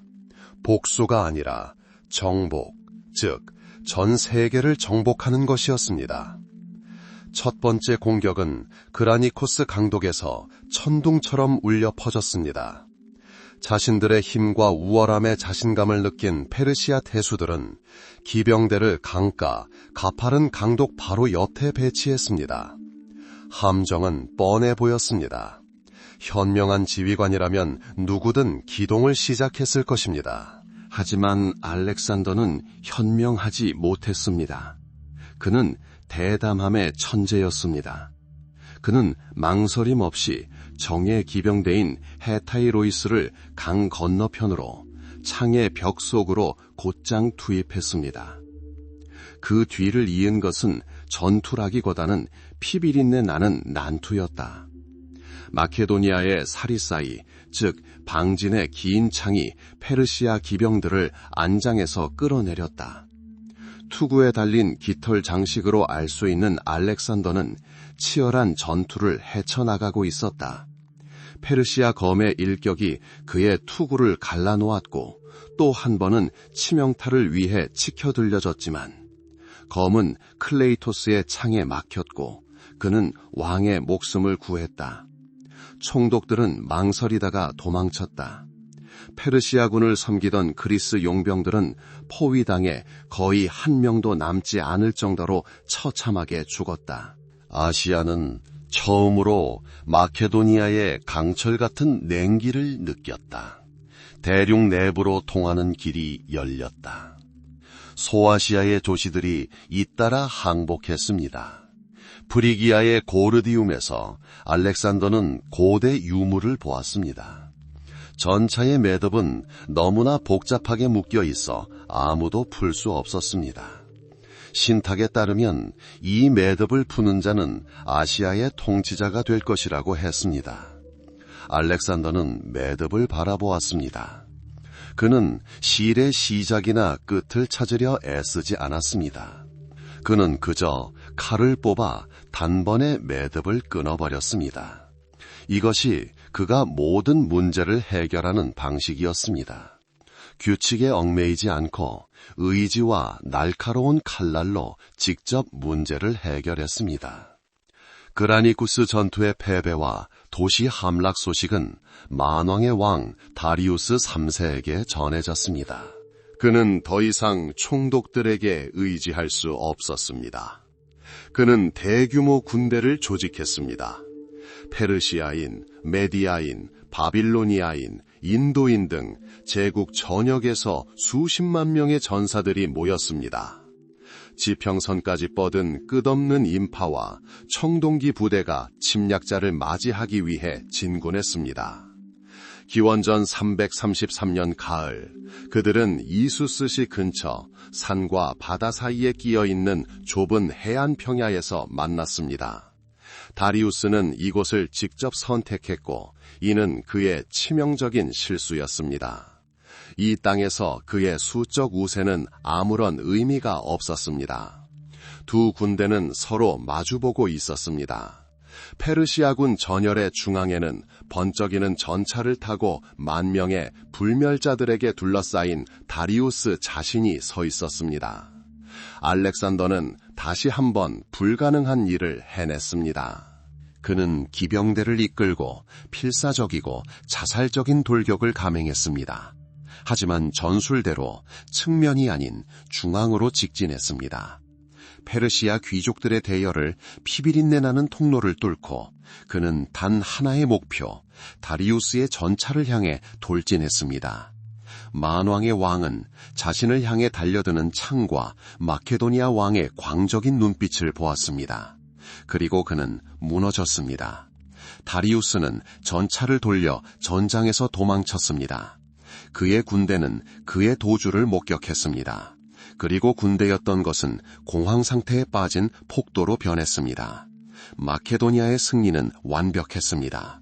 페르시아 진영 전체, 국고, 그리고 무엇보다도 다리우스의 가족, 그의 어머니, 아내, 그리고 아이들까지 알렉산더의 손에 넘어갔습니다. 그는 왕의 관대함으로 그들을 대했고 적과 동맹국 모두를 놀라게 했습니다. 그러나 도망치는 다리우스의 평화 제안은 거절했습니다. 그는 제국의 한 조각도 원하지 않았습니다. 제국 전체를 원했습니다. 그 후 2년 동안 그는 다리우스를 추격하지 않았습니다. 마치 석공처럼 체계적으로 페르시아를 조금씩 깎아나갔습니다. 티레처럼 난공불락의 해안 도시들을 포위하고 점령하여 페르시아의 해군력을 약화시켰습니다. 그는 해방군으로서 이집트에 입성하여 아문신의 아들인 파라오로 선포되었습니다. 나일 삼각주 근처에 그는 영원히 그의 이름을 딴 도시 알렉산드리아를 건설했습니다. 한편 다리우스는 마지막 힘을 모으고 있었다. 그는 이수스 전투의 패배에서 교훈을 얻었다. 결정적인 전투를 위해 그는 군대가 온 힘을 다해 거대한 힘을 펼칠 수 있는 장소를 선택했다. 바로 가우가멜라 마을 근처의 광활하고 바다와 같은 평원이었다. 기원전 331년 10월 1일 두 군대는 최후의 전투에서 맞붙었습니다. 페르시아 군대는 상상할 수 없을 정도로 거대했습니다. 전투 코끼리, 바퀴에 낫이 달린 전차, 끝없는 초원으로 온 기병대까지 수십만 피트 높이에서 피어오르는 먼지와 발굽은 태양을 가렸습니다. 알렉산더는 다시 한번 모든 교과서에 등장하는 전술을 구사했습니다. 그는 군대를 직선이 아닌 대각선으로 진격시켜 측면을 전환하고 페르시아 전선을 확장했습니다.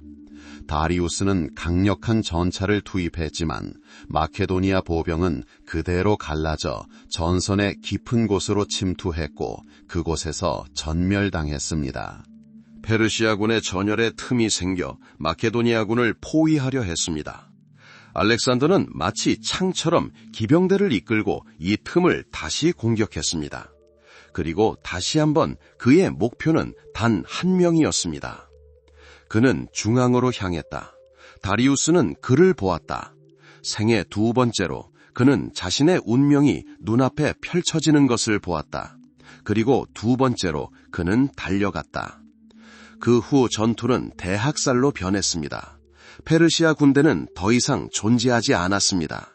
220년 동안 세계를 지배했던 아케메네스 왕조는 단 하나의 평원에서 먼지 속에 무너졌습니다. 바빌론, 수사, 그리고 엄청나게 부유했던 페르세폴리스로 가는 길이 열렸습니다. 서쪽에서 불어온 폭풍은 페르시아를 그냥 지나간 것이 아니었습니다. 오히려 왕관을 발에서 뜯어냈습니다. 기원전 330년 알렉산더 대왕의 군대는 가우가멜라 전투의 승리에 도취되어 자그로스 산맥을 넘었습니다. 그들 앞에 펼쳐진 광활한 평원에는 요새도 군사 주둔지도 아닌 제국의 심장부 파르사가 있었습니다.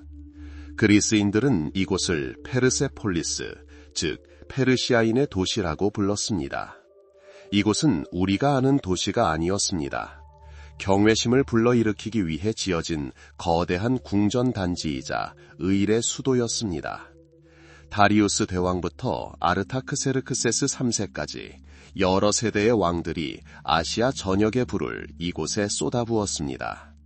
평원 위로 솟아오른 광활한 테라스, 10명의 기병이 나란히 오를 수 있을 만큼 넓은 계단, 사람 머리를 한 거대한 날개 달린 황소가 지키는 만국의 문, 에티오피아에서 인도로 사절단이 지나가는 곳, 그리고 그 위에는 궁전들이 있었습니다. 레바논 삼나무로 된 천장을 20m 높이의 기둥 72개가 받치고 있는 아파다나, 즉 청중석이었습니다. 크세르크세스의 왕좌가 있는 100개의 기둥이 있는 홀은 10,000명을 수용할 수 있었습니다. 마케도니아인들은 전투 없이 도시에 입성했습니다. 수비대는 항복했습니다. 그리고 그들이 목격한 것은 모든 소문을 뛰어넘었습니다. 그것은 단순한 부가 아니었습니다. 금, 돌, 나무로 구현된 제국의 이념 그 자체였습니다.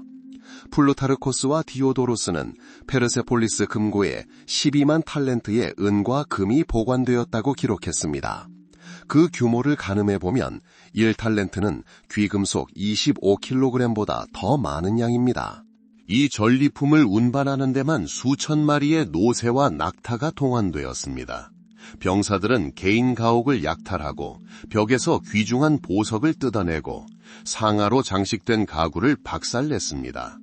몇 달 동안 군대는 점령한 이 낙원에서 사치와 와인에 푹 빠져 지냈습니다. 알렉산더는 갈림길에 섰다. 이 상징을 어떻게 해야 할까? 파괴하는 것은 야만인처럼 되는 것이다.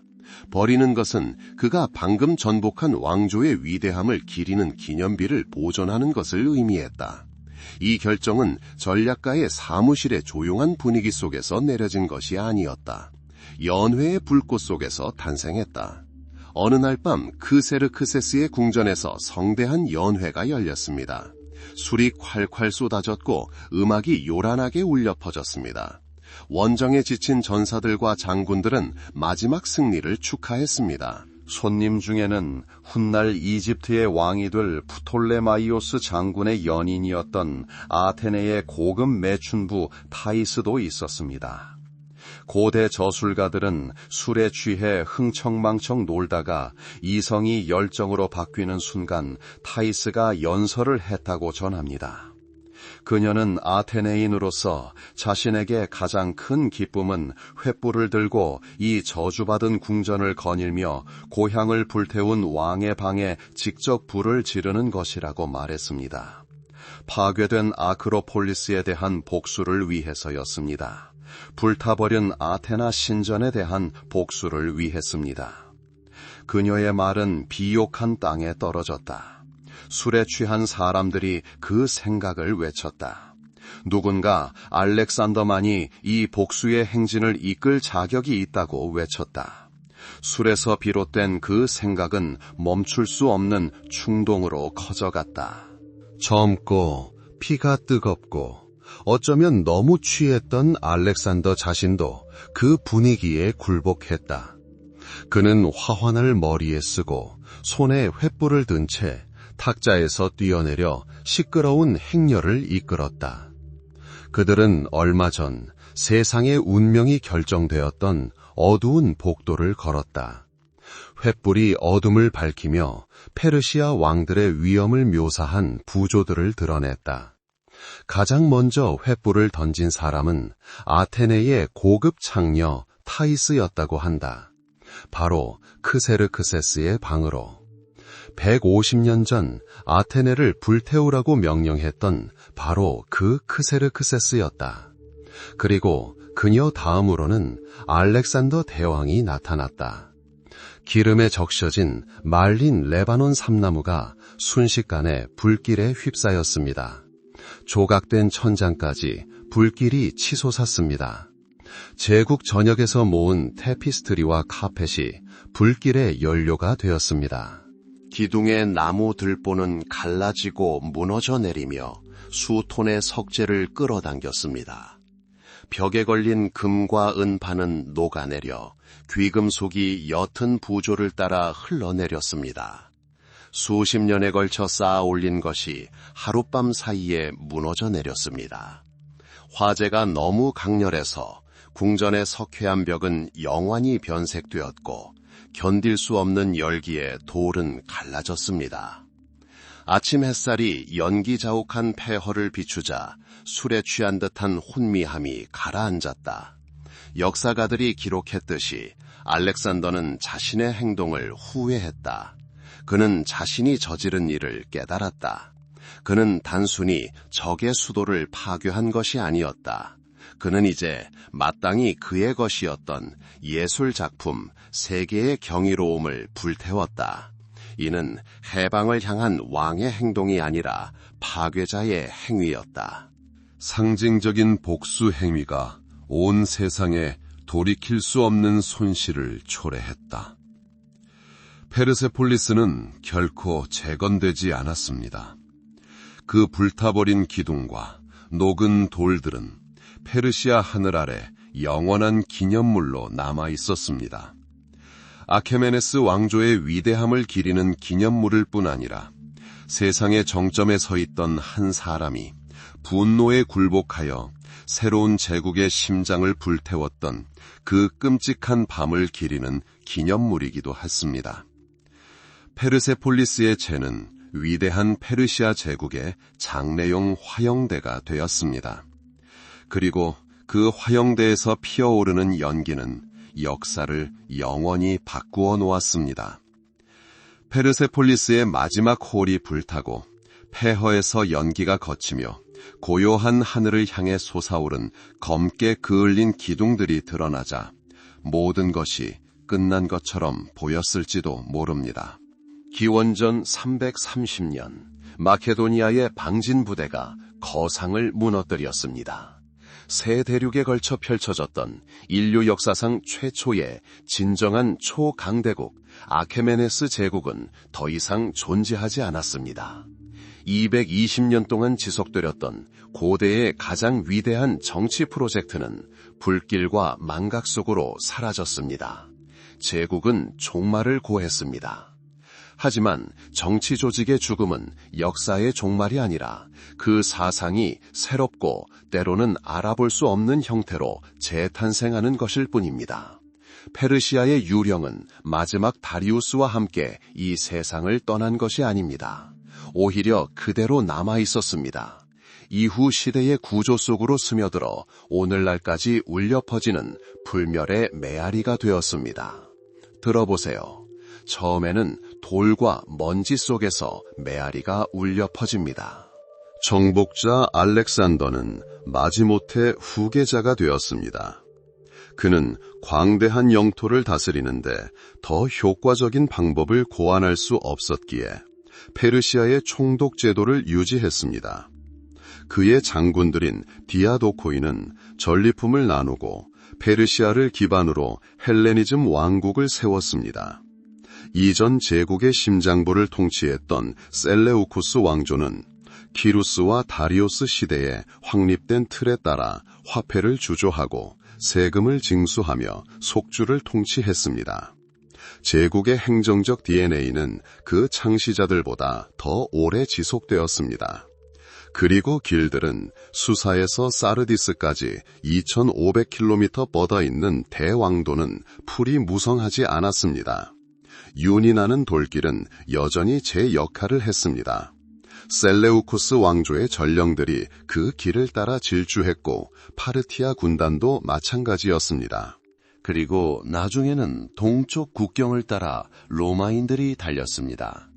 페르시아 기술자들이 만든 이 동맥들은 수백 년 동안 군대뿐 아니라 상품, 사상, 그리고 문화까지 끊임없이 흘러갔습니다. 중국에서 온 비단은 페르시아 가도를 따라 생겨난 시장에서 지중해 유리와 만났습니다.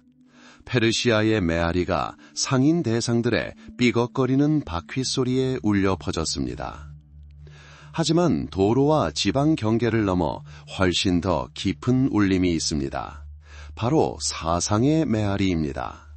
페르시아 사상의 핵심에는 예언자 조로아스터의 가르침이 자리 잡고 있습니다. 선과 악, 빛과 어둠 사이에 영원한 투쟁을 상징하는 조로아스터교, 유일신 아후라 마즈다, 도래하는 구세주, 최후의 심판, 그리고 죽은 자의 부활을 믿는 종교. 이란 대초원에서 탄생한 이러한 사상들은 제국의 경계 안에만 국한되지 않았습니다. 유대인들의 바빌론 유배와 소아시아 문화 교류를 통해 이웃 국가들의 신앙에 스며들었습니다. 천국과 지옥, 천사와 악마, 진실과 거짓의 세력 사이에 결정적인 최후의 전투에 대한 사상. 이러한 사상들은 긴 여정을 떠나 유대교, 기독교, 이슬람교에 지울 수 없는 흔적을 남겼습니다. 오늘날 수십억 명의 사람들은 자신도 모르게 영원한 불 앞에서 사제들이 속삭이던 메아리를 경전 속에 간직하고 있습니다. 제국이라는 개념 그 자체, 키루스 대왕 이전의 세상은 도시를 완전히 파괴하고 사람들을 노예로 잡아가는 잔혹한 정복자들만 알고 있었습니다. 페르시아인들은 다른 것을 제시했습니다. 바빌론 폐허에서 발견된 키루스 실린더는 승리뿐 아니라 자비까지 선포합니다. 유배된 민족의 귀환, 성소의 복원, 지역 관습의 존중, 그것은 혁명이었습니다. 무력뿐 아니라 법, 도로, 사법의 공동체계로 통합된 다국적, 관용적인 제국이라는 이념은 하나의 모델이 되었습니다. 로마는 제국을 건설하면서 의식적이든 무의식적이든 대체로 이러한 길을 따랐습니다. 서로 다른 민족이 하나의 정의로운 법 아래 공존할 수 있다는 생각 또한 페르시아의 불멸의 메아리입니다. 하지만 메아리는 역설적일 수도 있습니다. 가장 큰 적은 종종 가장 큰 공저자가 됩니다. 고대 그리스에게 페르시아는 헬레니즘, 그리고 이후 모든 서구적 정체성이 탄생하고 구축된 대립의 타자였습니다.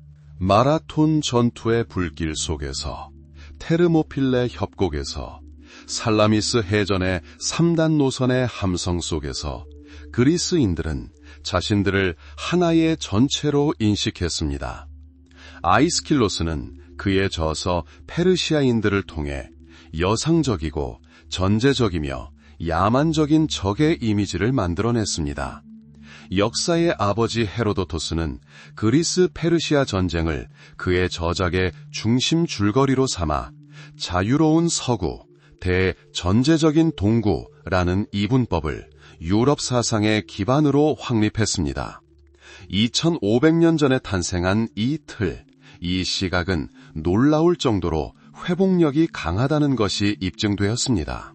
수세기 동안 서구는 자신이 만들어낸 페르시아의 이미지를 반영하는 거울을 들여다보며 스스로를 정의해왔습니다. 제국은 멸망했지만 페르시아의 정신은 꺾이지 않았습니다. 알렉산더 대왕, 5세기 후 헬레니즘의 세력이 약화되자 이란 고원의 새로운 세력, 사산 왕조가 부상했습니다. 그들은 스스로를 새로운 통치자로 여기지 않았습니다. 아케메네스 왕조의 정통 후계자임을 자처하며 샤한샤, 왕중왕이라는 칭호를 부활시켰습니다. 조로아스터교를 국교로 부활시켰습니다. 다리우스 1세와 크세르크세스 1세가 묻힌 나크셰르스탐의 부조를 바라보며 그 옆에 자신들의 부조를 새겨넣어 그들의 위대한 과거와 끊을 수 없는 끈을 이어주었습니다. 페르시아의 영광에 대한 꿈은 페르세폴리스의 불길 속에서 사라지지 않았습니다. 잿더미 속에서 타올랐다가 다시 불타올랐습니다. 그 후 400년 동안 사산 왕조의 이란은 로마 그리고 비잔틴 제국의 주요 경쟁자가 되었고 메아리가 살과 피를 옮길 수 있음을 증명했습니다. 아케메네스 제국은 정치적 지도에서 자취를 감췄습니다. 도시들은 고고학 유적지가 되었고 언어는 침묵했습니다. 하지만 그 유산은 역사라는 거대한 바닷속으로 녹아들어 그 화학 성분을 영원히 바꾸어 놓았습니다. 그것은 선과 악에 대한 우리의 관념, 현대 국가의 구조, 교통로, 그리고 우리가 세계를 동서로 구분하는 방식 그 자체에 자리 잡고 있습니다. 페르시아의 불멸의 메아리는 박물관 홀의 차가운 유리창 아래에서 찾을 필요가 없습니다. 그것은 어디에나 있습니다. 단상에서 소리치지 않습니다. 우리 문명의 구조 그 자체에서 속삭입니다. 그리고 이 속삭임은 불멸입니다.